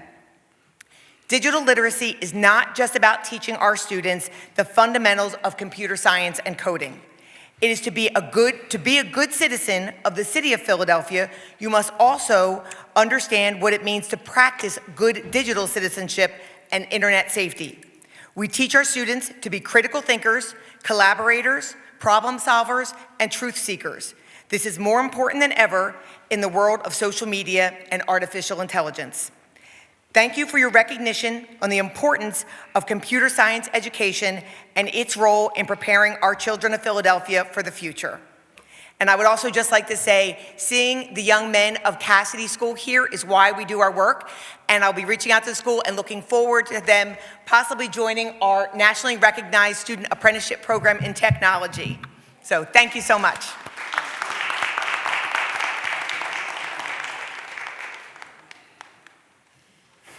Good morning, Council. My name is John Bynum. I am the Assistant District Leader for 32BJ SEIU. 32BJ is the largest property service union workers in the country. We represent 185,000 members along the East Coast, including around 3,000 security officers in Philadelphia. They play a critical role in safeguarding Philadelphia's hospitals, universities, and commercial office buildings, and more. Our office want improved high-quality training necessary to better protect both public safety and their own well-being while on the job. 32BJ strongly supports this bill, which would provide training resources to Philadelphia security officers. The bill would require any training program developed to reflect real-world skills that security officers need to perform their duties, not just site-specific customer service. Skills like life-saving first aid techniques, such as CPR, defibrillator use, and conflict de-escalation and threat identification. A majority of U.S. states now mandate training for unarmed security officers. Pennsylvania is one of the few that has failed to establish such a standard. Without that standard, officers report that the training they are provided is inconsistent or absent. For example, more than 1 in 3 security officers say they have either never received training from their employers on how to de-escalate a hostile confrontation safely, or have not received a refresher within the last year. Even more concerning, less than half of security officers report that they have been taught how to administer, have taught how to administer CPR training. By bypassing this legislation requiring comprehensive interactive training and annual refreshers, Philadelphia can empower security officers to protect themselves and the public better. The low standards in this industry fuel high turnover rates, which undermine public safety. This means fewer experienced workers on site to handle emergencies and identify risks, putting the public at risk. Private security is a growing field that employs many people from our Philadelphia communities. Security is one of the largest occupations in the city, which over 14,000 people in Philadelphia are employed in this sector. As demand for security raises, we must ensure our officers be compensated properly, trained, and willing to stay on the job.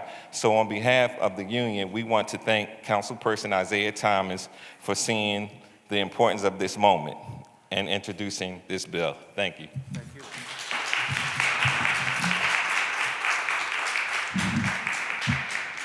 You have 2 minutes. State your name for the record.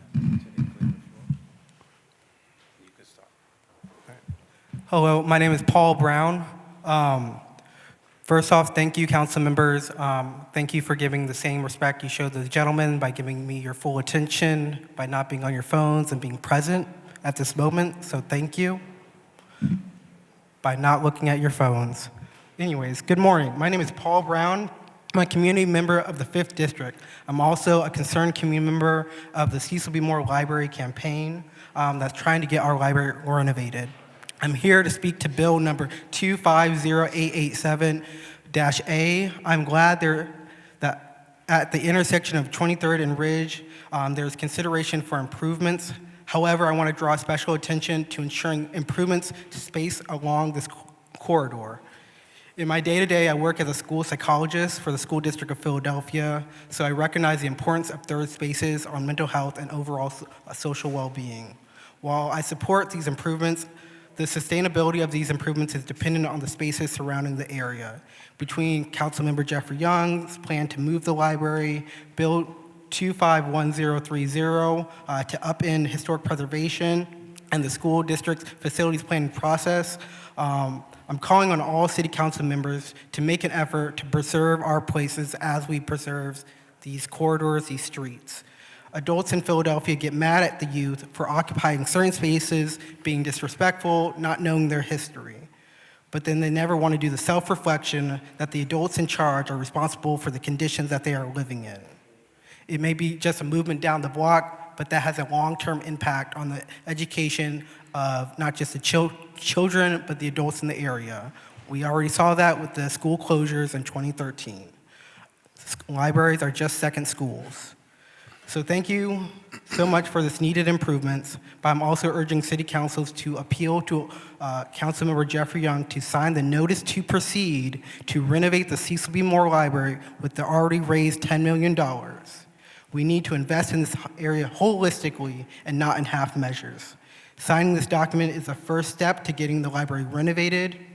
We want the rebuild funds, a transparent renovation process, and engagement with the council member throughout. Because right now, we are looking at systematic disinvestment in the Brewtown Sharswood neighborhood. Thank you. Thank you. Sir, you have 2 minutes. Take your name for the record, okay?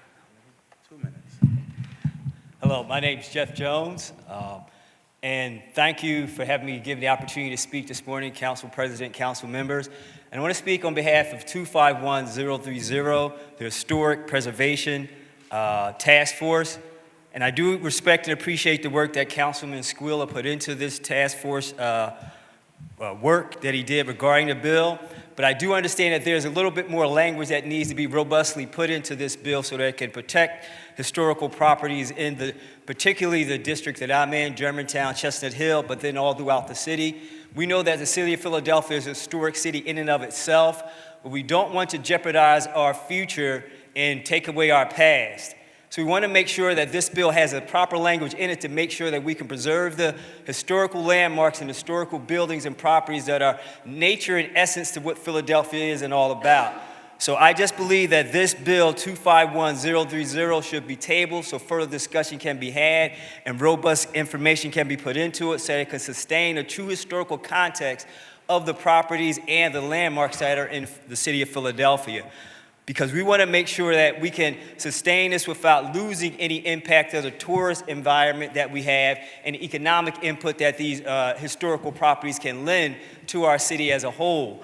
So again, with respect to what Councilmember Squill has put together, I do believe that he's heading in the right direction with this, and I always respect his work, but I just definitely believe that there should be more consideration towards how this bill can have the proper language in it that doesn't jeopardize losing any property within unknown consequences that could lead for some of the language that's already currently in this bill.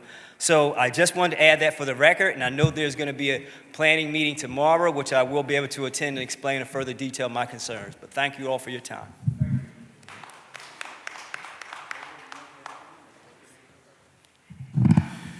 Mr. President, members and guests, Dave Alexander Jenkins, and I rise to address 241070 and 241056.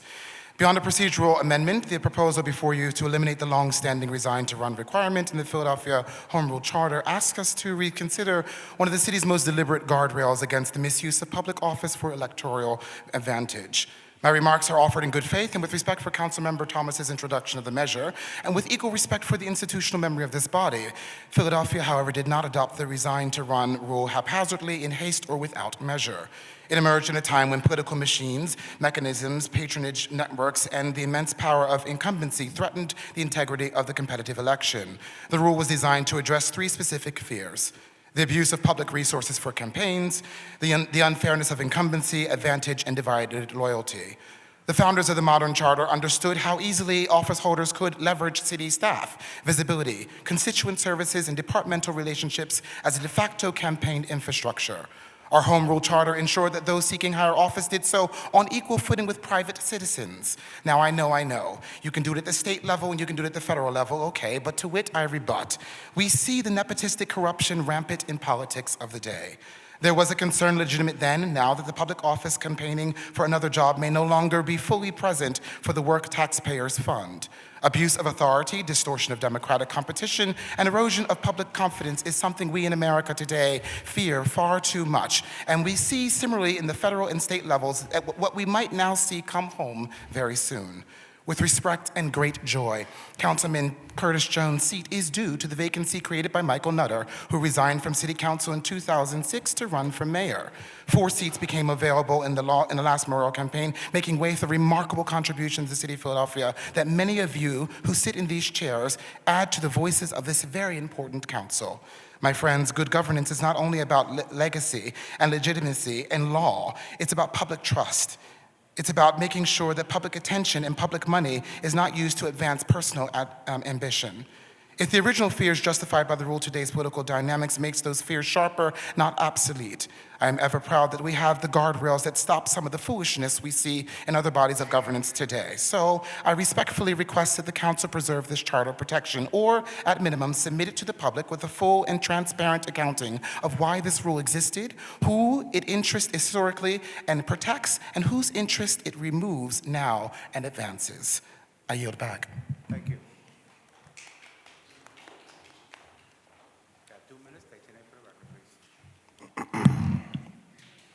Good morning.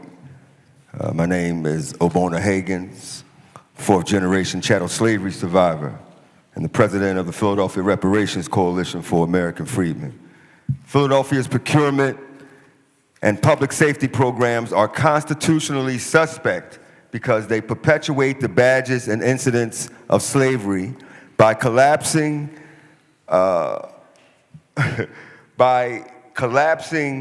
generalized terms that don't apply to the descendants of slavery. The city's own roadmap to safer communities admits structural racism against descendants of the emancipated. The independent study that the Brookings Institute, which analyzed that the values of American freedmen homes have been devalued $48,000 per home. Here, Philadelphia's acknowledgement of structural racism, combined with the deliberate choice to substitute diversity, equity, and inclusion proxies for constitutional beneficiaries, satisfies the intent required. Moreover, in City of Richmond versus J.A. Croson Company, decided in 1989, the court held that remedial programs must be narrowly tailored to proven discrimination. Collapsing Freedmen into minority-owned is both over-inclusive and under-inclusive, failing strict scrutiny under Adiron Constructors Incorporated versus Pena, decided in 1995. As Jones versus Alfred H. Meyer Company decided in 1968, affirmed Congress has the authority to eradicate practices that perpetuate slavery's legacy. This applies to the City Council of Philadelphia as well. Bill 250607, introduced by Councilmember Jim Harity, seeks to tighten pre-qualification standards for contractors on city-funded public works projects, ensuring that contractors meet verified workforce training requirements. When applied correctly, it can serve as a tool to directly address the systematic exclusion I have outlined.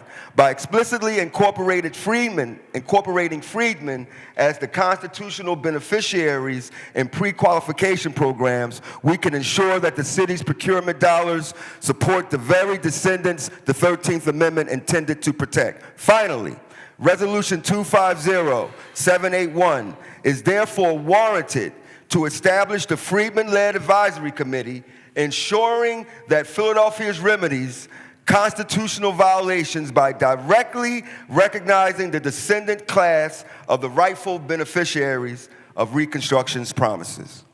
Over and out. Council President, there are no further names for public comment. That concludes public comment for today. We will now consider the bills and resolutions on the second reading and final passage calendars. Will the clerk please read the title of resolution number 250612? A resolution appointing Nicole Conrad to the Board of Directors of the City Avenue Special Services District of Philadelphia and Lower Merion. The chair recognizes Majority Leader Councilmember Catherine Gilmore Richardson for a motion regarding resolution number 250612. Thank you, Mr. President. On behalf of Councilmember Jones, I move for the adoption of the resolution. It has been moved and properly seconded that resolution number 250612 be adopted. All those in favor of the motion will signify by saying aye. Those opposed, the ayes have it. The motion carries. The resolution is adopted. Will the clerk please read the title of resolution number 250613?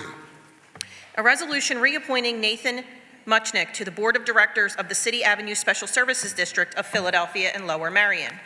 Chair recognizes Councilmember Councilmember Majority Leader Catherine Gilmore Richardson for a motion regarding resolution number 250613. Thank you, Mr. President. On behalf of Councilmember Jones, I move for the adoption of the resolution. It has been moved and properly seconded that the resolution number 250613 be adopted. All those in favor of the motion will signify by saying aye. Those opposed, the ayes have it. The motion carries. The resolution is adopted. Would the clerk please read the title of resolution number 250820? A resolution appointing Mark Graff to the Board of Directors for the Old City Special Services District. Chair recognizes Councilman Mark Squilla for a motion regarding resolution number 250820. Chair recognizes Councilman Majority Leader Gilmore Richardson to make a motion on behalf of Councilman Mark Squilla. Thank you, Mr. President. On behalf of Councilmember Squilla, I move for the adoption of the resolution. It has been moved and properly seconded that resolution number 250820 be adopted. All those in favor of the motion will signify by saying aye. Those opposed, the ayes have it. The motion carries. The resolution is adopted. Would the clerk please read the title of resolution number 250970? A resolution proposing an amendment to the Philadelphia Home Rule Charter, providing for the creation of the Philadelphia Retirement Savings Board, and providing for the submission of the proposed amendment to the electors of Philadelphia. Chair recognizes Councilman Mike Driscoll for a motion. Thank you, Mr. President. On your behalf, I would like to offer an amendment to resolution number 250970. A copy of the amendment has been circulated to all members of council. I move for the adoption of the amendment. It has been moved and properly seconded that the amendment to resolution number 250970 be adopted. All those in favor will signify by saying aye. Those opposed, the ayes have it, and the resolution has been amended. This resolution will be placed on the final passage calendar at our next session of council. Would the clerk please read the title of resolution number 251035? A resolution recognizing and determining that Bill Number 250804 remains under active consideration by this council. The chair recognizes Councilman Jamie Gaultier for a motion regarding resolution number 251035. Thank you, Council President. I move for the adoption of the resolution. It has been moved and properly seconded that resolution number 251035 be adopted. All those in favor of the motion will signify by saying aye. Those opposed, the ayes have it. The motion carries. The resolution is adopted. Would the clerk please read the title of resolution number 251040? Resolution authorizing the Philadelphia Land Bank to dispose of 2230 North 3rd Street located in the 7th Councilmanic District in accordance with the terms of Chapter 16-700 of the Philadelphia Code. Chair recognizes Councilman McKessie Lozada for a motion regarding resolution number 251040. Thank you, Council President. I move for the adoption of the resolution. It has been moved and properly seconded that resolution number 251040 be adopted. All those in favor of the motion will signify by saying aye. Those opposed, the ayes have it. The motion carries. The resolution is adopted. Would the clerk please read the title of resolution number 251046? A resolution reappointing Adam Shapiro to the Board of Directors for the South Street Head House District. Chair recognizes Councilman Mark Squilla for a motion regarding resolution number 251046. Thank you, Mr. President. I move for the adoption of the resolution. It has been moved and properly seconded that resolution number 251046 be adopted. All those in favor of the motion will signify by saying aye. Those opposed, the ayes have it. The motion carries and the resolution is adopted. Would the clerk please read the title of resolution number 251047? A resolution appointing Raphael Lich to the Board of Directors of the South Street Head House District. Chair recognizes Councilman Mark Squilla for a motion regarding resolution number 251047. Thank you, Mr. President. I move for the adoption of the resolution. It has been moved and properly seconded that resolution number 251047 be adopted. All those in favor of the motion will signify by saying aye. Those opposed, the ayes have it. The motion carries and the resolution is adopted. Would the clerk please read the title of resolution number 251048? A resolution reappointing Allison Hinman Harvey to the Board of Directors for the South Street Head House District. Chair recognizes Councilman Mark Squilla for a motion regarding resolution number 251048. Thank you, Mr. President. I move for the adoption of the resolution. It has been moved and properly seconded that resolution number 251048 be adopted. All those in favor of the motion will signify by saying aye. Those opposed, the ayes have it. The motion carries. The resolution is adopted. Would the clerk please read the title of resolution number 251049? A resolution appointing Marlene Clark to the Board of Directors for the South Street Head House District. Chair recognizes Councilman Mark Squilla for a motion regarding resolution number 251049. Thank you, Mr. President. I move for adoption of the resolution, and I ask to be voted aye on all resolutions and bills as I request leave to attend to council business. Thank you. Duly noted. Leave is granted. Is there a second? It has been moved and properly seconded that resolution number 251049 be adopted. All those in favor of the motion will signify by saying aye. Those opposed, the ayes have it. The motion carries. The resolution is adopted. Would the clerk please read the title of resolution number 251050?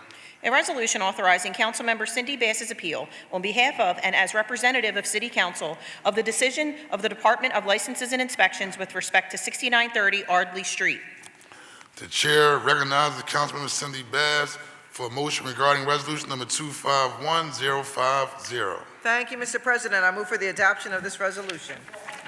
It has been moved and properly seconded that the resolution number 251050 be adopted. All those in favor of the motion will signify by saying aye. Those opposed, the ayes have it. The motion carries. The resolution is adopted. Would the chief clerk please read the title of bill number 240340-A? An ordinance amending Subcode A, the Philadelphia Administrative Code of Title IV of the Philadelphia Code, the Building Construction and Occupancy Code, to require proof of certain insurance certificates, all under certain terms and conditions. This bill has been read on 2 different days. The question now is, should the bill pass finally? The chief clerk please call the roll. Councilmember Phillips? Aye. Councilmember Gilmore Richardson? The council will be at ease.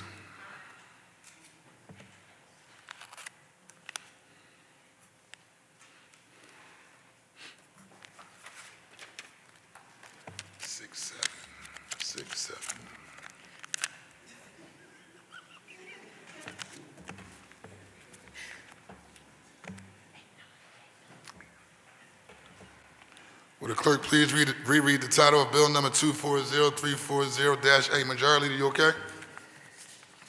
Okay. Please reread the title, Chief Clerk, of Bill number 240304-A.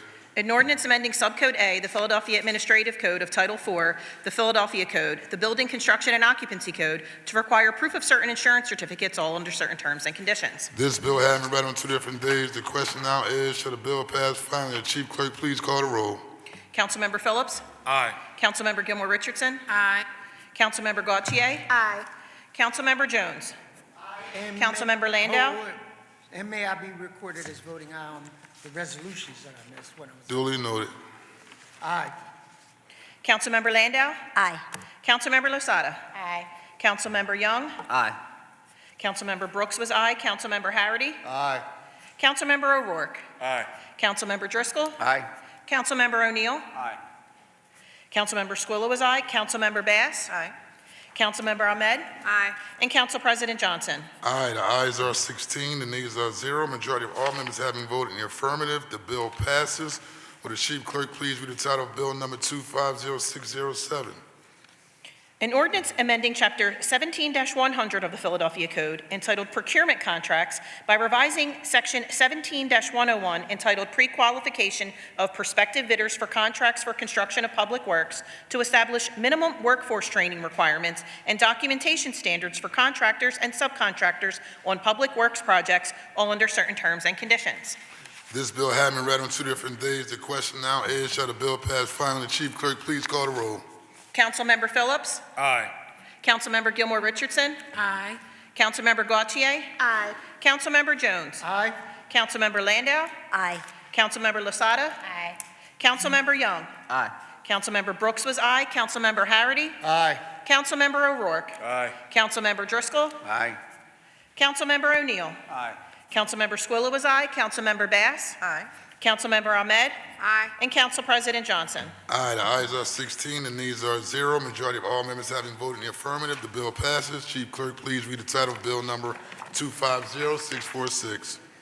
An ordinance amending Title IX of the Philadelphia Code entitled Regulation of Businesses, Trades, and Professions by adding a new chapter entitled Minimum Training for Security Officers. Chair recognizes Councilman Mike Driscoll for a motion. Thank you, Mr. President. On behalf of Councilmember Thomas, I'd like to offer an amendment to Bill number 250646. A copy of the amendment has been circulated to all members of council. I move for the adoption of the amendment. It has been moved and properly seconded that the amendment to Bill number 250646 be adopted. All those in favor will signify by saying aye. Aye. Those opposed, the ayes have it, and the bill has been amended. This bill will be placed on the final passage calendar at our next session of council. Will the clerk please read the title of Bill number 250651? An ordinance amending Title 19, Finance, Taxes, and Collections of the Philadelphia Code to add a new chapter creating the Philadelphia Retirement Savings Program as an automated savings program for certain employees in the city of Philadelphia, to establish the Philadelphia Retirement Savings Board, and to establish the Retirement Savings Administrative Fund, all under certain terms and conditions. The chair recognizes Councilman Mike Driscoll for a motion. Thank you, Mr. President. On your behalf, I'd like to offer an amendment to Bill number 250651. A copy of the amendment has been circulated to all members of council, and I move for the adoption of the amendment. It has been moved and properly seconded that the amendment to Bill number 250651 be adopted. All those in favor will signify by saying aye. Aye. Those opposed, the ayes have it, and the bill has been amended. This bill will be placed on our final passage calendar for our next session of council. Will the clerk please read the title of Bill number 250708? An ordinance amending Subcode A, the Philadelphia Administrative Code, of Title IV of the Philadelphia Code, the Building Construction and Occupancy Code, to revise penalties associated with stop work and cease operations orders under certain terms and conditions. This bill has been read on 2 different days. The question now is, should the bill pass finally? Chief Clerk, please call the roll. Councilmember Phillips? Aye. Councilmember Gilmore Richardson? Aye. Councilmember Gautier? Aye. Councilmember Jones? Aye. Councilmember Landau? Aye. Councilmember Losada? Aye. Councilmember Young? Aye. Councilmember Brooks was aye. Councilmember Harity? Aye. Councilmember O'Rourke? Aye. Councilmember Driscoll? Aye. Councilmember O'Neill? Councilmember Squilla was aye. Councilmember Bass? Aye. Councilmember Ahmed? Aye. And Council President Johnson. Aye, the ayes are 16, the nays are 0. Majority of all members having voted in the affirmative, The bill passes. Would the clerk please read the title of Bill Number 250709? An ordinance amending Section 9-4403 of the Philadelphia Code entitled Enforcement to provide for the continuation of nuisance businesses enforcements following a change in business under certain terms and conditions. This bill having been read on 2 different days, the question now is, shall the bill pass finally? Chief Clerk, please call the roll. Councilmember Phillips? Aye. Councilmember Gilmore Richardson? Aye. Councilmember Gautier? Aye. Councilmember Jones? Aye. Councilmember Landau? Aye. Councilmember Losada? Aye. Councilmember Young? Aye. Councilmember Brooks was aye. Councilmember Harity? Aye. Councilmember O'Rourke? Aye. Councilmember Driscoll? Aye. Councilmember O'Neill? Councilmember Squilla was aye. Councilmember Bass? Aye. Councilmember Ahmed? Aye. And Council President Johnson. Aye, the ayes are 16 and nays are 0. Majority of all members having voted in the affirmative, the bill passes. Would the Chief Clerk please read the title of Bill Number 250721? Excuse me. An ordinance amending Section 14-500 of the Philadelphia Code entitled Overlay Zoning Districts by amending Section 14-515 entitled Northeast Overlay District and making related changes all under certain terms and conditions. The chair recognizes Councilmember Brian O'Neill for a motion regarding Bill Number 250721. Thank you, Mr. President. I move that Bill Number 250721 be withdrawn. It has been moved and properly seconded that Bill Number 250721 be withdrawn. All those in favor of the motion will signify by saying aye. Those opposed, the ayes have it. The motion carries, and Bill Number 250721 has been withdrawn. Will the clerk please read the title of Bill Number 250771? An ordinance authorizing 3419 Kensington Partners or a subsequent owner to install, own, and maintain an encroachment at 3423 Kensington Avenue, Philadelphia, PA 19134, under certain terms and conditions. The chair recognizes Councilman Mike Driscoll for a motion. Thank you, Mr. President. I'd like to offer an amendment to Bill Number 250771. A copy of the amendment has been circulated to all members of council. I move for the adoption of the amendment. It has been moved and properly seconded that the amendment to Bill Number 250771 be adopted. All those in favor will signify by saying aye. Those opposed, the ayes have it, and the bill has been amended. This bill will be placed on our final passage calendar for our next session of council. Will the clerk please read the title of Bill Number 250804?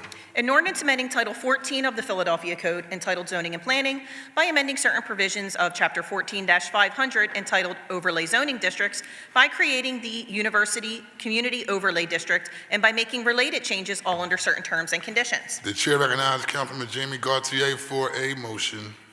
Thank you, Council President. I would like to offer an amendment to Bill Number 250804. A copy of the amendment has been circulated to all members of council. I move for the adoption of the amendment. It has been moved and properly seconded the amendment to Bill Number 250804 be adopted. All those in favor signify by saying aye. Those opposed, the ayes have it, and the bill has been amended. This bill will be placed on our final passage calendar for our next session of council. Will the clerk please read the title of Bill Number 250834? An ordinance amending Title 14 of the Philadelphia Code entitled Zoning and Planning to establish 7th District Overlay District, restrict certain commercial uses, and make other related changes, all under certain terms and conditions. This bill having been read on 2 different days, the question now is, shall the bill pass finally? The chief clerk please call the roll. Councilmember Phillips? Aye. Councilmember Gilmore Richardson? Aye. Councilmember Gautier? Aye. Councilmember Jones? Aye. Councilmember Landau? Aye. Councilmember Losada? Aye. Councilmember Young? Aye. Councilmember Brooks was aye. Councilmember Harity? Aye. Councilmember O'Rourke? Aye. Councilmember Driscoll? Aye. Councilmember O'Neill? Councilmember Squilla was aye. Councilmember Bass? Aye. Councilmember Ahmed? Aye. And Council President Johnson. Aye, the ayes are 16, the nays are 0. Majority of all members having voted in the affirmative, the bill passes. Will the chief clerk please read the title of Bill Number 250887-A? An ordinance authorizing the City of Philadelphia to construct, own, and maintain right-of-way encroachments in various parts of the city under certain terms and conditions. This bill having been read on 2 different days, the question now is, shall the bill pass finally? Chief clerk please call the roll. Councilmember Phillips? Aye. Councilmember Gilmore Richardson? Aye. Councilmember Gautier? Councilmember Jones? Councilmember Landau? Aye. Councilmember Losada? Aye. Councilmember Young? Aye.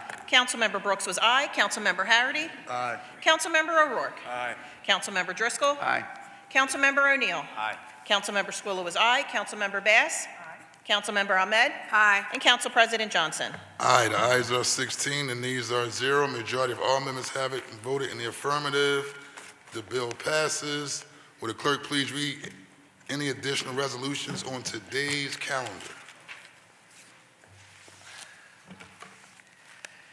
A privileged resolution honoring and recognizing distinguished young gentlemen for its mentorship and youth development work, empowering Philadelphia's elementary school-aged boys through etiquette, character building, and leadership development as part of the Children and Youth Spotlight, which celebrates community-centered organizations uplifting young people across the city, introduced by Councilmember Phillips.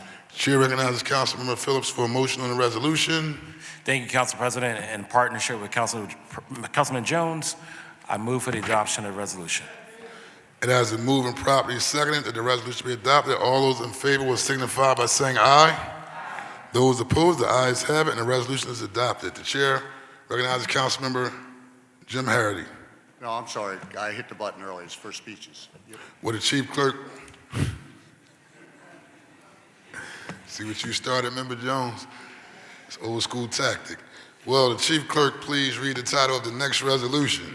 A privileged resolution authorizing the Committee on Commerce and Economic Development to hold hearings on the economic impact of cruising in the city of Philadelphia, introduced by Councilmember Gilmore Richardson.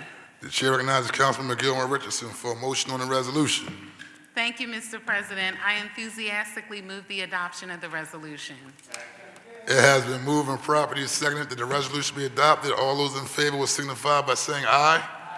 Those opposed, the ayes have it, and the resolution is adopted. Will the chief clerk please read the title of the next resolution? A privileged resolution declaring each Friday in December 2025 as Shop Black Business Friday in the city of Philadelphia, introduced by Councilmember Gilmore Richardson. The chair recognizes Councilmember Gilmore Richardson for a motion on the resolution. All the black businesses across the city of Philadelphia. It has been moved and properly seconded that the resolution be adopted. All those in favor signify by saying aye. Aye. Those opposed, the ayes have it, and the resolution is adopted. Will the chief clerk please read the title of the next resolution? A privileged resolution honoring Monet Davis, Philadelphia native and 10th overall pick in the inaugural Women's Professional Baseball League draft, introduced by Councilmember Gilmore Richardson on behalf of Council President Johnson. The chair recognizes Councilmember Catherine Gilmore Richardson for a motion on the resolution. Thank you, Mr. President. On your behalf, I move the adoption of the resolution. It has been moved and properly seconded that the resolution be adopted. All those in favor will signify by saying aye. Aye. Those opposed, the ayes have it, and the resolution is adopted. Will the chief clerk please read the title of the next resolution? A privileged resolution congratulating the Avenging the Ancestors Coalition and its founder, Michael Cord Esquire, on the 15th anniversary of the grand opening of the Slavery Memorial at the President's House at 6th and Market Streets, introduced by Councilmember Gilmore Richardson on behalf of Council President Johnson. The chair recognizes Councilmember Catherine Gilmore Richardson for a motion on the resolution. On your behalf, Council President, I move the adoption of the resolution. It has been moved and properly seconded that the resolution be adopted. All those in favor will signify by saying aye. Aye. Those opposed, the ayes have it, and the resolution is adopted. Will the chief clerk please read the title of the next resolution? A privileged resolution honoring and congratulating former Philadelphia Eagles safety Malcolm Jenkins, a Super Bowl 52 champion, defensive leader, and distinguished advocate for social justice, on his induction into the Eagles Hall of Fame on November 28, 2025, the first member of the Super Bowl 52 roster to earn this recognition. Introduced by Councilmember Gilmore Richardson on behalf of Council President Johnson. Chair recognizes Councilman Catherine Gilmore Richardson for a motion on the resolution. Thank you, Mr. President. On your behalf, I move the adoption of the resolution. Go Birds. It has been moved and properly seconded that the resolution be adopted. All those in favor will signify by saying aye. Those opposed, the ayes have it, and the resolution is adopted. Will the chief clerk please read the title of the next resolution? A privileged resolution recognizing December 8th through December 14th, 2025 as Computer Science Education Week in the city of Philadelphia, introduced by Councilmember Landau. Chair recognizes Councilman Rue Landau for a motion on the resolution. Thank you, Council President. I move for the adoption of the resolution. It has been moved and properly seconded that the resolution be adopted. All those in favor will signify by saying aye. Aye. Those opposed, the ayes have it, and the resolution is adopted. Will the chief clerk please read the title of the next resolution? A privileged resolution authorizing the council committees on legislative oversight and parks, recreation, and cultural affairs to hold hearings to investigate the current conditions and future of Philadelphia's public libraries, introduced by Councilmember Young. Chair recognizes Councilmember Young for a motion on the resolution. Thank you, Mr. President. I move for its adoption. It It has been moved and properly seconded that the resolution be adopted. All those in favor will signify by saying aye. Those opposed, the ayes have it, and the resolution is adopted. Would the chief clerk please read the title of the next resolution? A privileged resolution honoring the life and legacy of architect Robert A.M. Stern, introduced by Councilmember Young.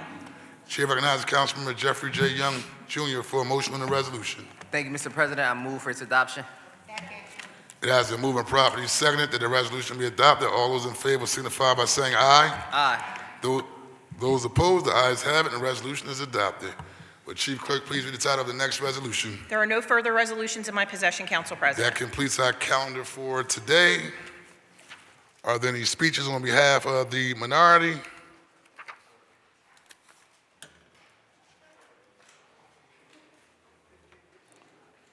Are there any speeches? How about I say this differently? Any songs on behalf of the minority? I'm just joking. Are there? Thank you, sir. Are there any speeches on behalf of the majority? The chair recognizes Councilmember Jim Harity. Thank you, Council President. Today I passed a big win for the kids of Philadelphia in our apprentice bill. But that's actually not what I want to speak about today. Sunday in Philadelphia, South Philadelphia to be exact, Philadelphia lost one of their true gentlemen. And I apologize, I will try to get through this without showing my emotions, but you know I'm an emotional guy. Words cannot describe the heartbreak I am feeling right now. Not only for the loss of my friend, but for the loss of this city. Paulie Stako took over Big Charlie's Saloon in 1983 at the ripe age of 16 after his father died. He had to man up and take over the business because his mother was mourning the loss of her husband, and his sister was too young to help. So at 16, he took over responsibility of running the bar that he really wasn't even allowed into.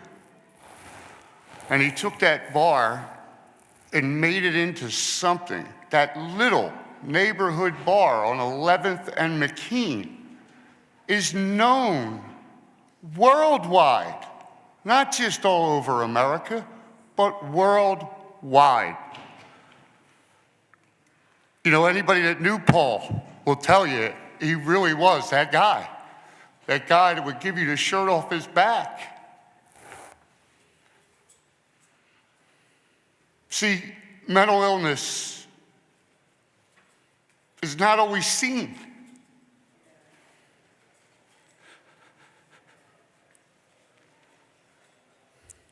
Some people we know when they're going through it. Some people we don't. I happened to be with him on Saturday, talking to him. And I knew he wasn't right, but I didn't think it was that deep. And I thought, like so many other things that he had overcome over the years, that this was just a bump, and it wasn't nothing. It wasn't just, the only one who was worried was him.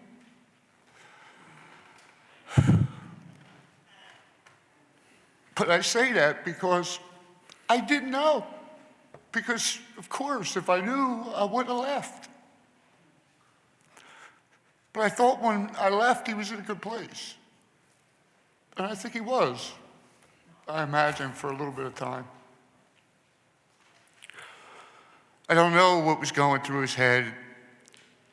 That's part of my sadness. I don't get it. He had a business that did well. He had family and friends that loved him like family. And this Saturday, at his funeral, we will honor him. And I don't need a crystal ball to know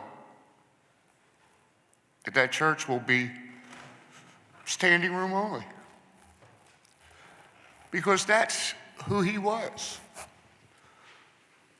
I posted a podcast that was done in memory of him. Now, this podcast, Guy actually never met Paul, except on his show, interviewing him from miles away. And when he was explaining what Paul meant to him, and this guy never met him in person, but that's who Paul was. I take a lot of heat in here for being a Chiefs fan, right? And I've told the reporters that when they asked when the Super Bowl, when the Chiefs were playing the Eagles, and I was dead serious with them when I told them, for me, it had nothing to do about the Chiefs. That was just something to watch. I was a Paul Stako fan. I was a big Charlie's fan. Because he took care of me at my lowest moments. He's the only person that I truly know never lost faith in me.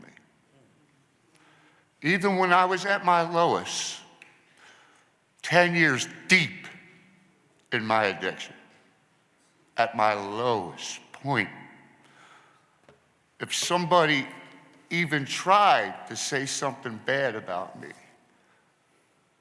he would say, hey, don't get it. Jimmy's going to turn it around.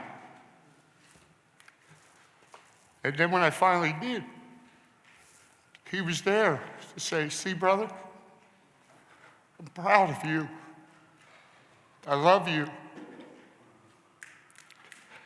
And I'll never get to tell him that, although I know he knew I loved him. He knew we all loved him. He was the second father to my son. I worry and think about him and the pain he's going through. But I know God never gives us more than we can handle. And before Paul passed, we had a granddaughter. So I take faith, and I told my son that no matter how much pain you're feeling right now, you have to be strong, because that's what Paul would have wanted. So I'm sorry for showing my emotions. But there is a point to this. This is the holiday season. Again, sometimes we never know what somebody is going through. Those that are obvious, but most are not obvious at all. That's why it always comes as a shock. And this season, this is that season. So I pray for everyone in the city of Philadelphia, everyone suffering from mental illness or addiction or anything, and say that that's why I'm a big supporter of 988. 988 isn't just about the person going through the troubles, but it also is a lifeline for families to know what resources are available to their families. So I asked everybody to please be a little extra nice, especially this holiday season, because you never know when that time is going to be the last time. I love you, Paul, and I'll never forget. Thank you.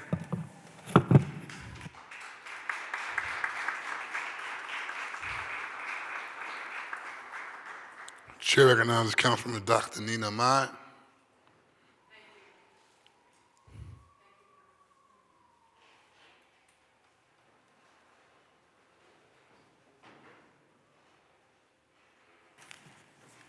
Thank you.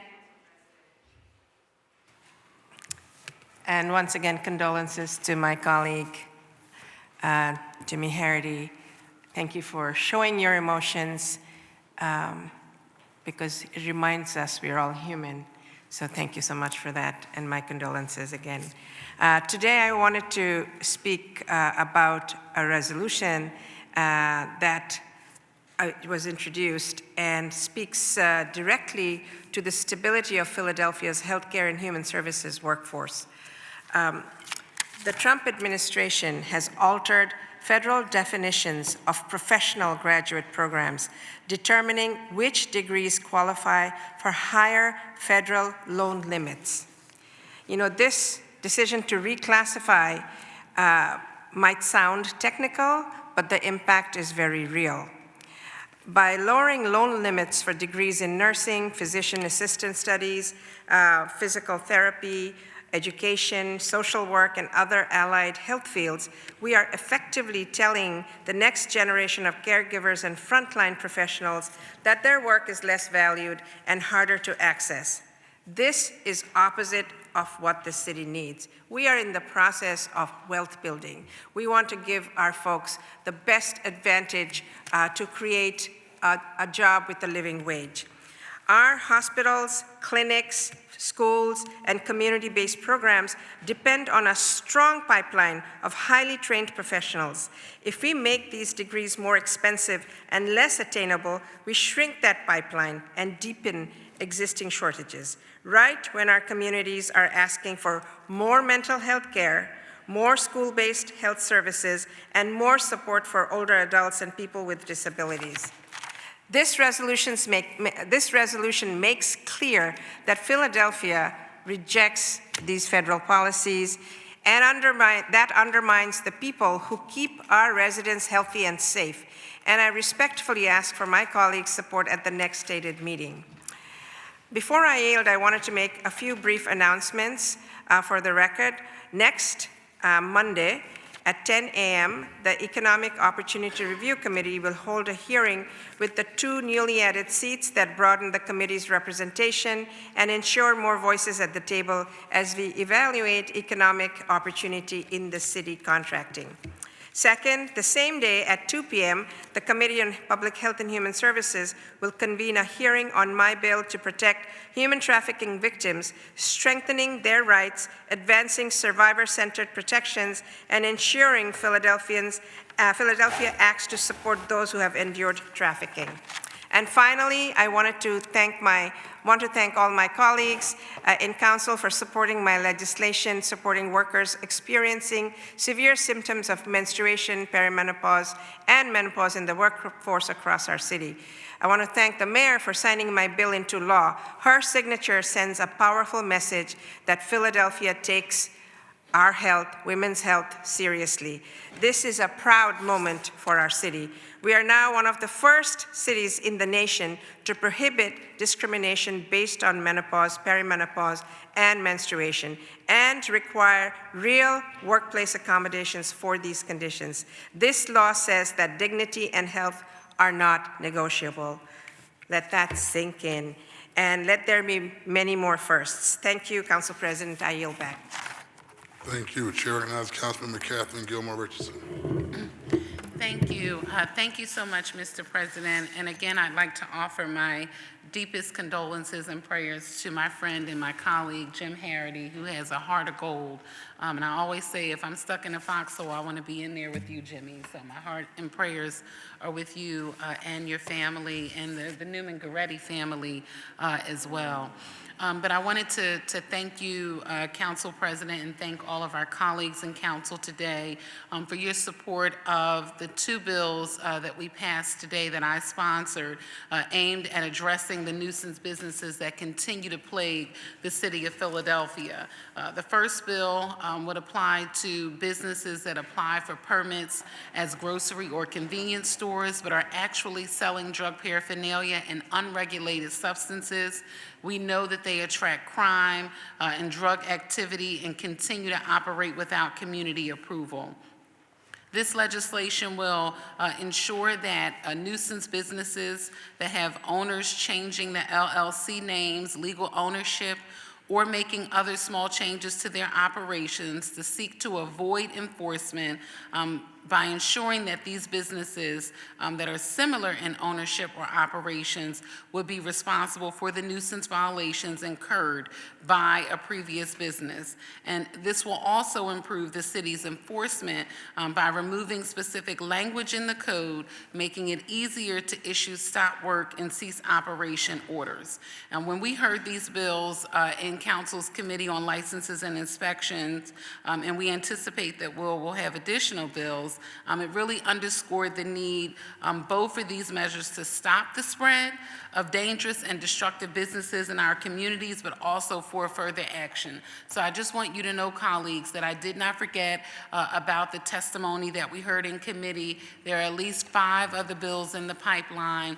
We were trying to get them ready before the end of the session, but we have to work through all of the legal ramifications on the front end prior to introduction so that they are fully ready for your consideration when they're introduced and subsequently referred to committee. So I look forward to sharing those efforts with you in the coming weeks. And I also wanted to shift focus, Mr. President, to talk about the 2 resolutions that I introduced today. The first that I've introduced every year since I've been a member of council, which designates every Friday in December as Shop Black Business Friday here in the city of Philadelphia. We know that Black Philadelphians make up 43% of our city's population, but only 5.4% of businesses, Philadelphia-based businesses. And so we rank among the lowest of our peer cities in Black business density. So I think the holiday season, the shopping season is a perfect opportunity to uplift Black businesses across the city of Philadelphia in the spirit of ensuring that we are supporting their businesses and their work. We'll be visiting with all of the Black businesses in the Christmas Village and highlighting them via social media.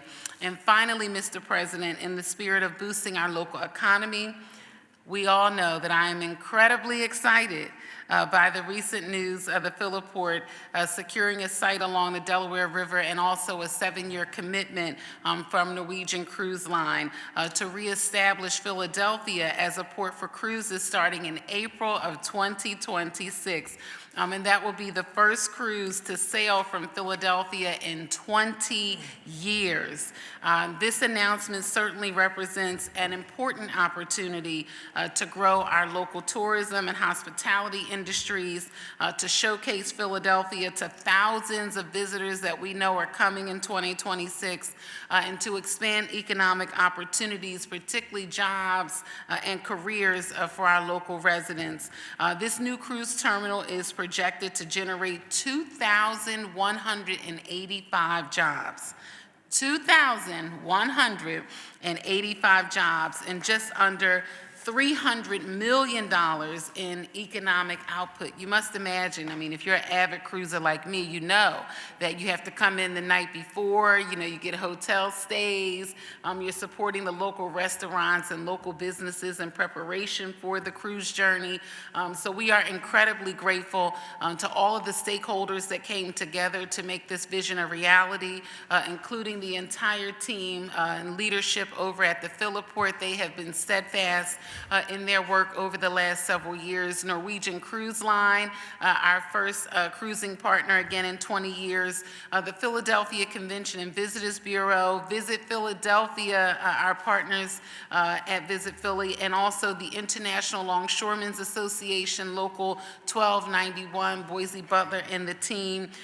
It was wonderful to meet with them over the years, quietly supporting their efforts and working with them in energy transfer. So we appreciate all the work that they've done. And so I am looking forward to the hearings that we will have relative to the economic output of cruising in Philadelphia and to explore ways that we as a city can continue to support this endeavor. So I ask colleagues that you help us to advance this work and keep Philadelphia moving towards a greater economic opportunity and higher quality of life for all of our residents. Thank you very much. Thank you. Chair recognizes Councilman Cindy Bass. Thank you, Mr. President, and I want to start by offering my condolences to my good friend Jimmy. We've known each other for a very long time, and I've never seen you this upset. And, I just want to offer my condolences. Jimmy is like a brother to me, and I love you. There's nothing you could do about it. So, keeping you in prayer and Paulie's family in prayer. Mr. President, I just wanted to mention a couple of things, and that one is that today we passed a resolution appealing the building permit related to 6930 Ardley Street. Now, this was a development that sought to tear down one side of a twin and build just a huge multi-unit apartment building on a corner lot. This appeal reaffirms our responsibility to listen to the people that we serve. It reflects how deeply community voices matter when shaping our neighborhoods. I have spoken to the residents and the developer and introduced and passed a bill that will prevent this kind of rogue development from happening in this neighborhood again in the future. We hope this appeal and legal action will allow for more transparency and also close loopholes that currently exist. And as I had mentioned earlier, there's a difference between being able to follow a rule and exploit a loophole, and that's what we have in this case. We're looking forward to seeing the outcome of that lawsuit and moving forward on behalf of the citizens of the 6900 block of Ardley Street in Northwest Philadelphia. I also just really wanted to mention briefly that I introduced a resolution today to honor a woman whose name already carries so much love and power in our neighborhoods. And I'm proud to stand before you as we move officially to designate the corner of Broad and Pike as Saudia Schuler Way. Saudia Schuler, also known as our Auntie Saud, is the very definition of Philly heart. She is the hustle, the humor, the creativity, and the generosity that makes the city shine. From her legendary eggeroni and cheese, to her famous seafood salad, to those unforgettable freaky candy yams. Saudia has brought national attention to North Philadelphia, not just for the flavor on our plates, but from the flavor in our spirit. But beyond the viral videos and the laughter, Saudia has fed thousands, uplifted families, empowered our youth, and reminded every son, and daughter that they matter. Her movement is one of pure love and service, and she has hosted food and toy drives, and North Philly families line up around the block because of her generosity. And that is why today's resolution is so very meaningful. This naming is not just a sign on a pole. It is a symbol of gratitude for a woman who has poured so much into Philadelphia families, especially those in need. And I want to take a moment to say, Saudia inspires me as well. It's her example that pushes me to show up for our community in every way I can, and that's why I just wrapped up our Thanksgiving giveaway, and why we made sure our students were supported with our back-to-school drive, and why we're excited to say that we'll be helping with a holiday giveaway in just a few weeks. Because lifting our community is not something that you do just once. It's something that you commit to over and over, just like Auntie Saud. And so today, with pride and love, we honor Saudia Schuler for everything she has given to Philadelphia. May Saudia Schuler Way stand as a grand reminder of the joy, the resilience, and the greatness that lives right here in North Philadelphia, from one North Philadelphian to another. Thank you, Mr. President. Thank you.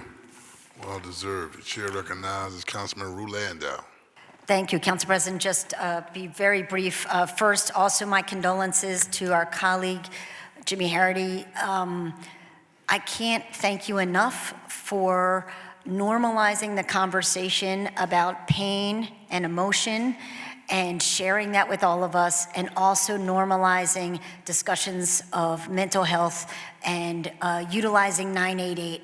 It's there for us. It's there for us for a reason, and you're lifting up the conversation. So while we're there with you in all of your pain, know that even today you're making a difference and are helping somebody else. So mad love to you, my friend. I am so sorry.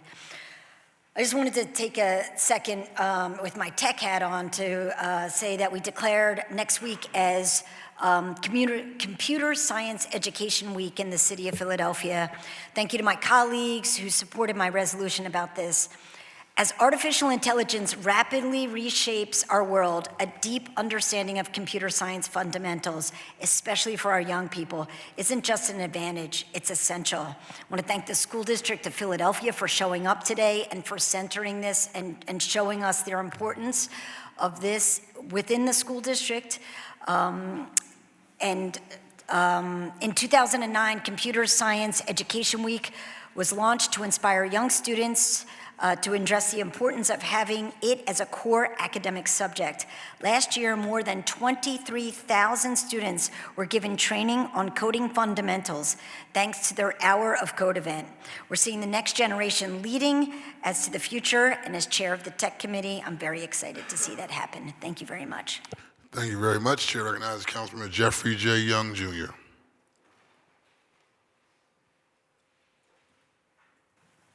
Thank you, Mr. President. Before I begin with my speech, I want to wish a happy birthday to my wife. Happy birthday, babe. I see you later on today. Smart So, last week during Thanksgiving, we held our annual Thanksgiving dinner.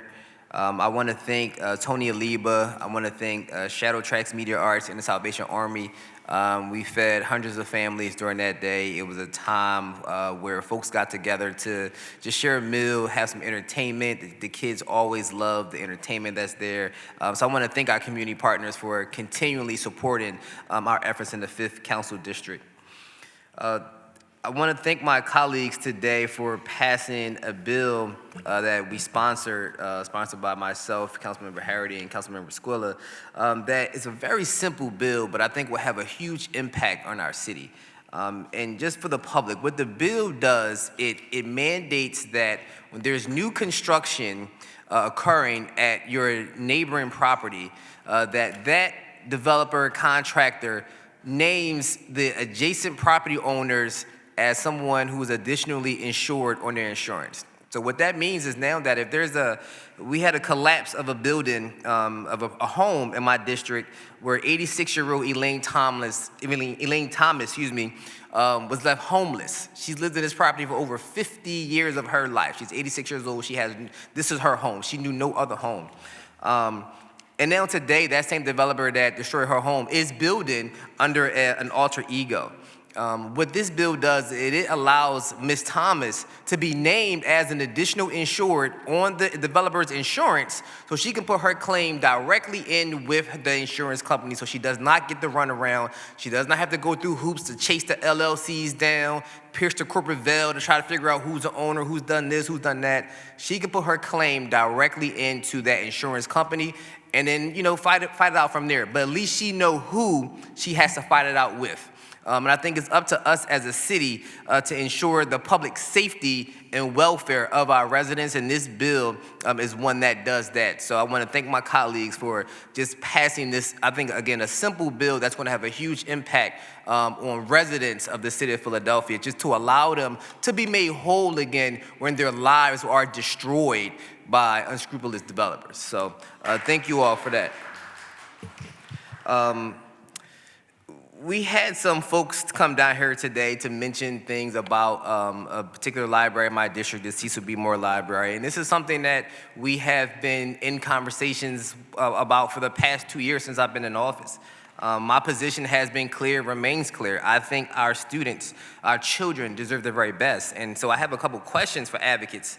Like, why should we support inadequate public facilities in our city? Why should we support that? And most important, why should we support the marginalization of Black and brown children in North Philadelphia, right? Because that's what the issue comes down to for me.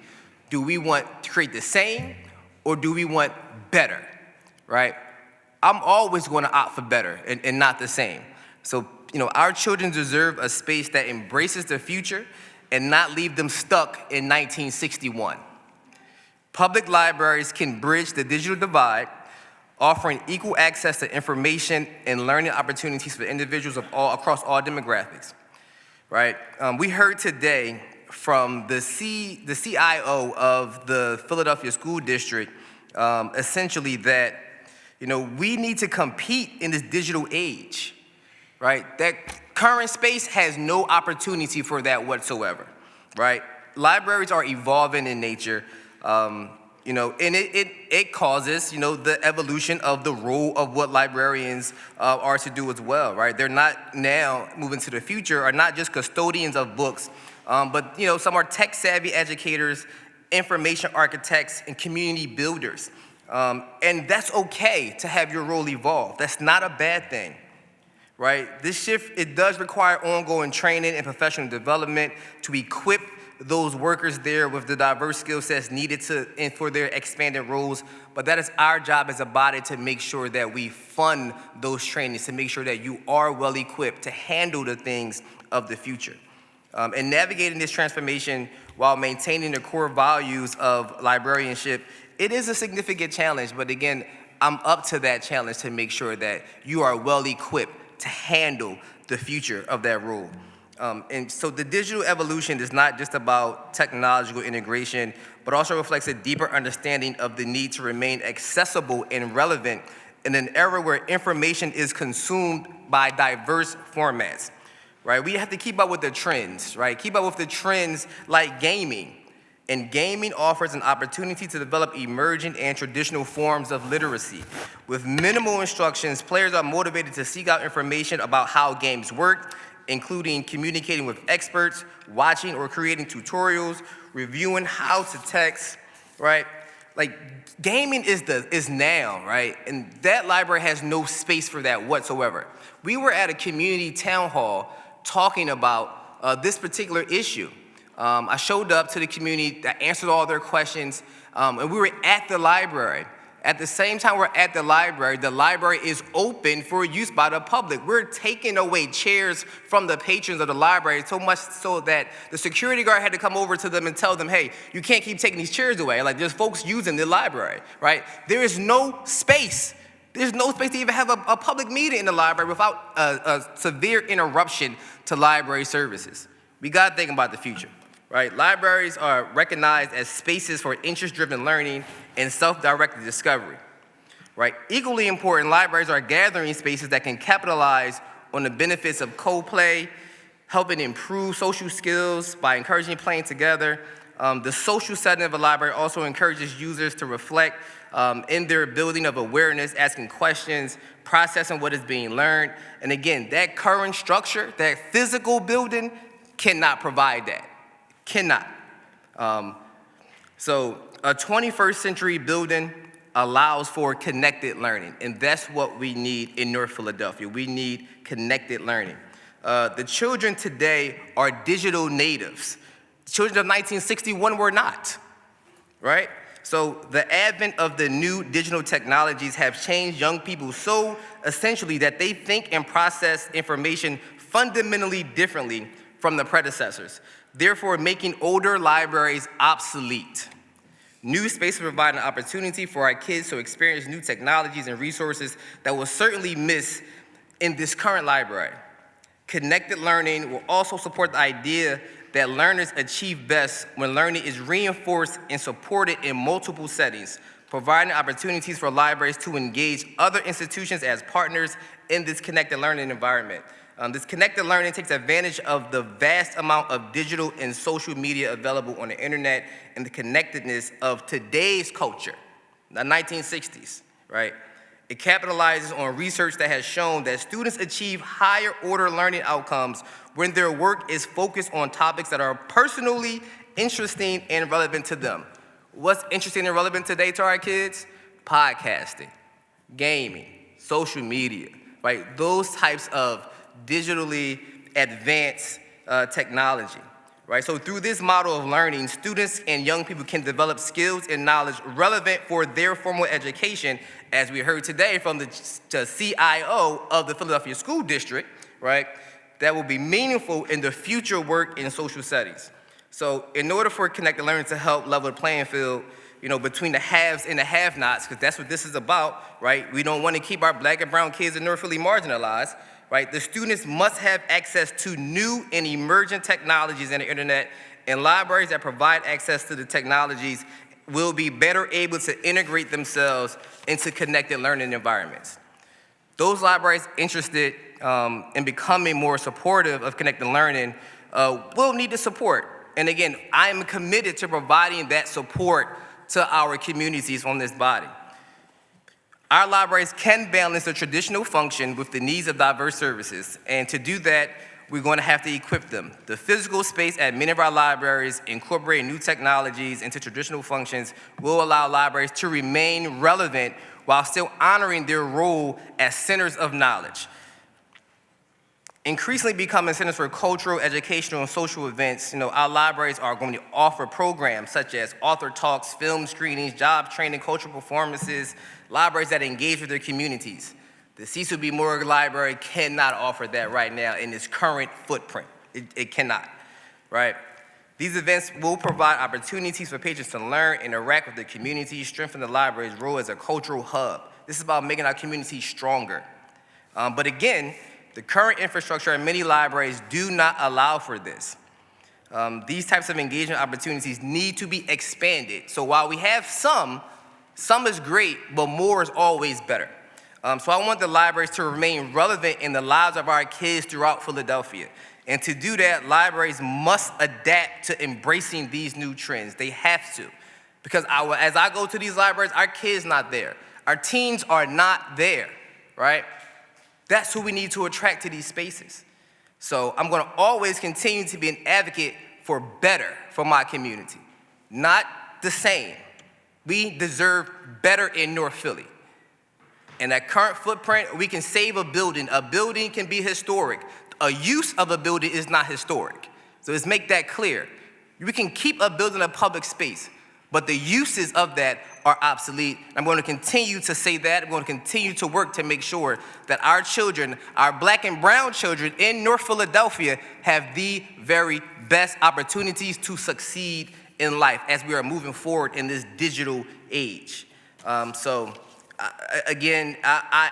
fully support folks coming down to advocate for their positions. That's why today we introduced that resolution to hold a hearing, to talk about this, not just in North Philadelphia, but throughout the city.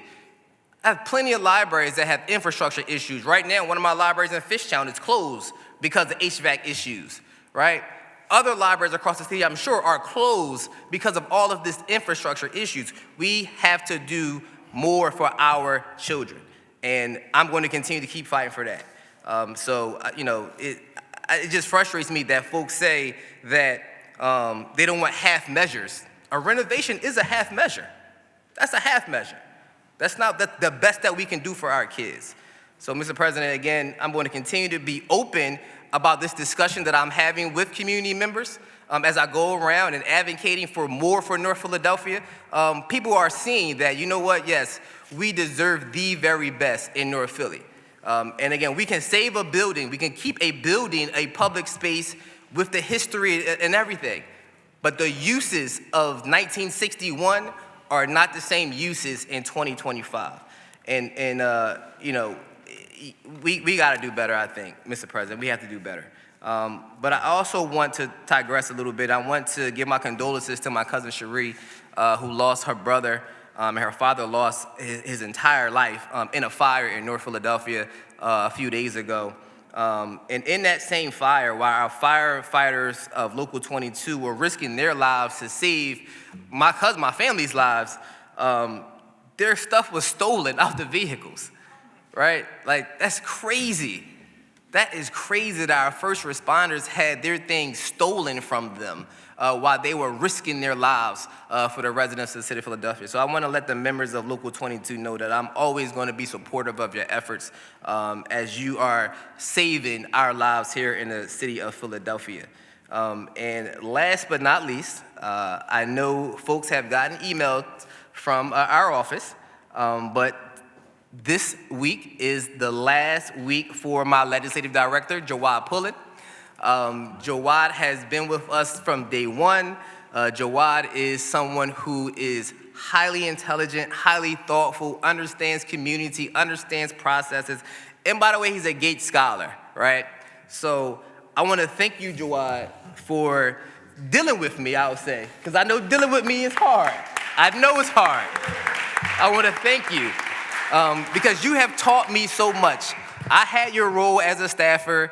I know how intense it can be. I know how all over the place I am, but you kept me straight. And I appreciate the things that you have done for our office, for our community. And I appreciate the things you're going to continue to do for our community in North Philadelphia. So again, can we just give Jawad a round of applause, please?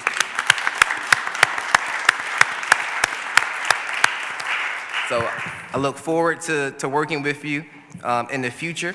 And I also want to give my prayers and condolences to the family of Highway Patrol Officer Andy Chan, who lost his life due to his injuries he suffered in a car accident about 6.5 years ago.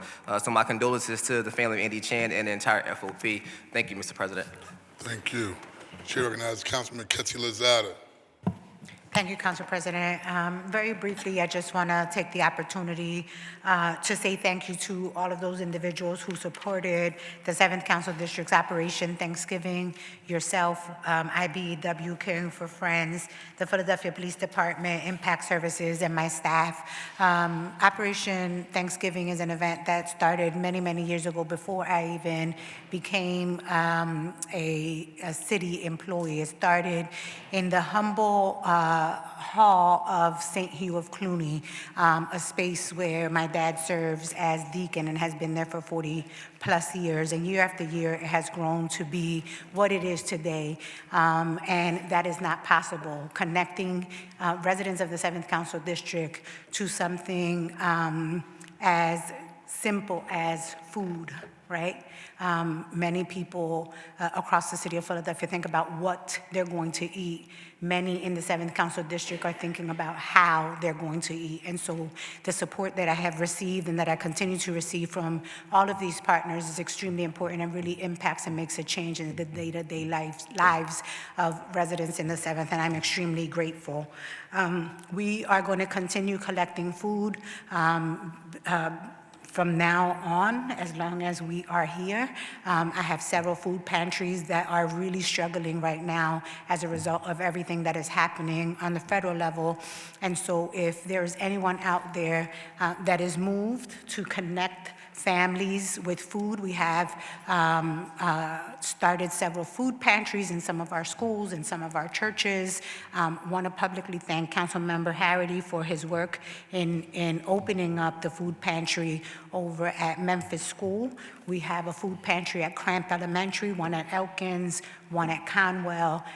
We will soon have one at Cramp School. And so all of our schools have now become more than just an educational institution. They've become hubs for food. And so anything we can do to help support them, I would greatly appreciate it. Today, I also want to thank my colleagues for supporting bill number 250834, which is an overlay in the 7th Council District. I think that it's important to remember that we are stewards of our respective districts. We have a responsibility to respond to what our community residents feel is what they need in their communities. I want to thank Councilmember Majority Leader Gilmore Richardson, because convenience stores, smoke shops, hookah stores, whatever, happy stores, whatever it is you all want to call them, and however it is they're referred to in your communities, are a huge nuisance in the 7th Council District. I took the opportunity right before the holiday to tour the district between 12 a.m. and 3:30 a.m. To see how life is in the 7th after dark. And one of the things I noticed is that, you know, what people tell us every day is facts, right? Those businesses that are violating the 11 p.m. curfew are those convenience stores that so many people talk about. Those were the businesses that were continuing to operate regardless of what the law says. And so I think that we need to do more as we legislate, as we change policies and procedures across city government when responding to these particular businesses. We need to do more to ensure that as these policies and legislations are passed, that enforcement follows. because our community residents deserve peaceful, safe spaces to be able to live in. And so I look forward to continuing to work with my colleagues on how we make different neighborhoods safer, better, and how do we improve quality of life. Thank you. Thank you. Chair recognizes Councilman Dr. Anthony Phillips. Thank you, Council President. I'm going to be really brief. I just want to begin saying that I'm thankful for all of our colleagues and the guests. We just came back from the Thanksgiving holiday, and as we return, I remain grateful for the opportunity to serve our neighbors and to continue lifting up people and programs that strengthen the 9th District. I just want to say, earlier this week, our office is proud and excited to work with the city's Office of Innovation and Technology through the Power Up Tour. The Power Up Tour is distributing 500 free laptops across all 10 council districts, and they're looking to increase the laptop amounts throughout this coming year. In our district, we invested in young people, and we also gave seniors free laptops. We're trying to close the digital divide, which is really important. So I really want to thank our Mayor, Sherelle Parker, for working with our Chief Information Officer, Melissa Scott, who's doing an incredible job in really organizing this Power Up Tour, getting the Office of Innovation and Technology out into the community, which is incredible. I also want to thank the United Neighbors of West Oak Lane, Donna Powell and Kenya Drinks, as well as Patsy's Executive Director and CEO, Ken Yang of East Oak Lane, for hosting the event. We're grateful for their commitment to our community. And the highlight of the program for me was meeting Mr. Lawrence, also known as Flash, a beloved neighbor from West Oak Lane. He was 102 years old, and he's getting his first laptop. And so we're teaching tons of seniors how to utilize a laptop, which is really important. They need to do their medical bills, among some other things. And also, I'm just proud to have partnered today with Councilman Jones. As the chair of Committee on Children and Youth, one of the things I'll tell you is that we are trying to spotlight every incredible youth organization in the city of Philadelphia. But this one was in particular, it was in the 4th District, but one of the things that was said, we're hoping happens very soon, which is really different. We're trying to make this organization citywide because of the news that it's gotten. It seems like this is an organization that could have such an incredible impact. So it'd be wonderful to see all of council support distinguished young gentlemen because it embodies that, the philosophy of helping our young men become community leaders, and they're mentoring them on etiquette and how to be responsible men. So their commitment gives me tremendous hope for the future of Philadelphia, and I was proud to work with our Councilman Jones, and also thank you so much to its founder. He's Mr. Frazier, incredible man. Thank you, Council President. You're welcome. Chair recognizes Councilmember Curtis Jones, Jr. Thank you. I had no intention. I was going to cut you a break, Mr. President, and not give a speech to the majority, but I've been so motivated by the people in this room that I felt compelled to say something briefly. First of all, I want to shout out Jimmy Harity for making crying in council cool. Like nobody does it better, brother. And it's okay to be in touch with your feelings, and you have led the way on that, and I thank you for that, to be able to share with us on a great many things, and it's on your sleeve, and it's okay, and you're making it cool. The second thing is to thank Member Phillips for recognizing the distinguished gentleman, and he's right. If we could put that in a bottle and spread it all over the world, the city would be a better place. Young leaders aren't born, they are groomed. Places that they walk into, learning languages, proper rules of etiquette, those things go a long way. You can wear what you want, but people judge you on what you wear, and they know if you know where you're at and whether you belong there. So I want to thank you for supporting that in the 9th. We want to share from the 4th. Thank you, Member Phillips.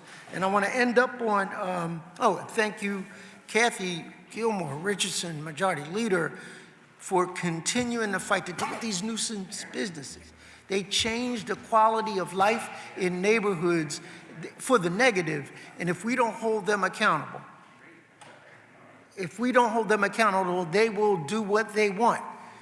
And I remember you taking me up 54th Street, and I was scared to death because we were like Elliot Ness going in these stores and unplugging illegal gambling machines and things like that. And you have been truly consistent, and I thank you for that. I'm going to end up with Member Young. I don't know, you said it in a long-winded way, but I heard what you said about libraries. And Barack Obama said, education is the great equalizer.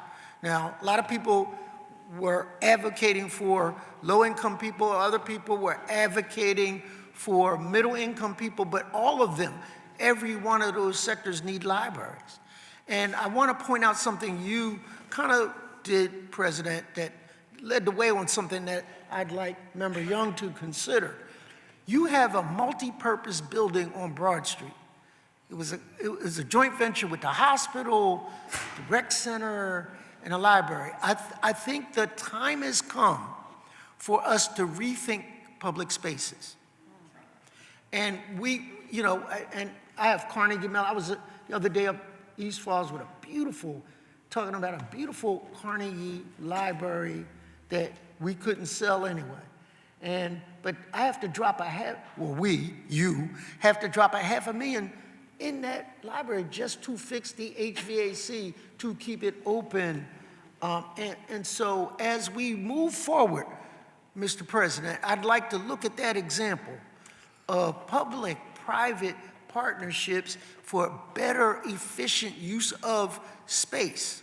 So if a library is near a rec center, which is next to a municipal health center, that ain't a bad combination and utilization of public space. And we're looking at relocating, because property values in the city, the 22nd Street district used to be a place where, now it's worth a lot of money.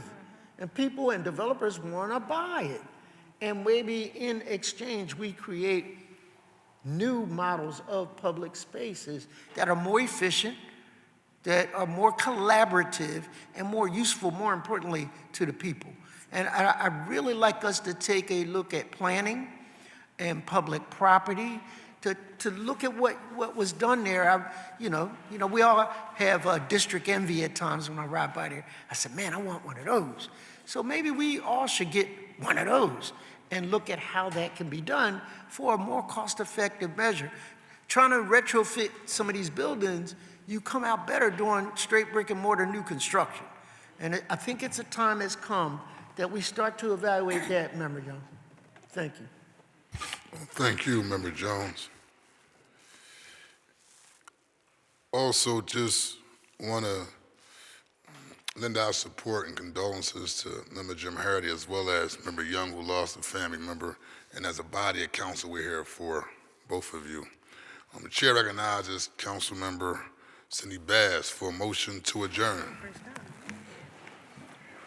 Thank you, Mr. President.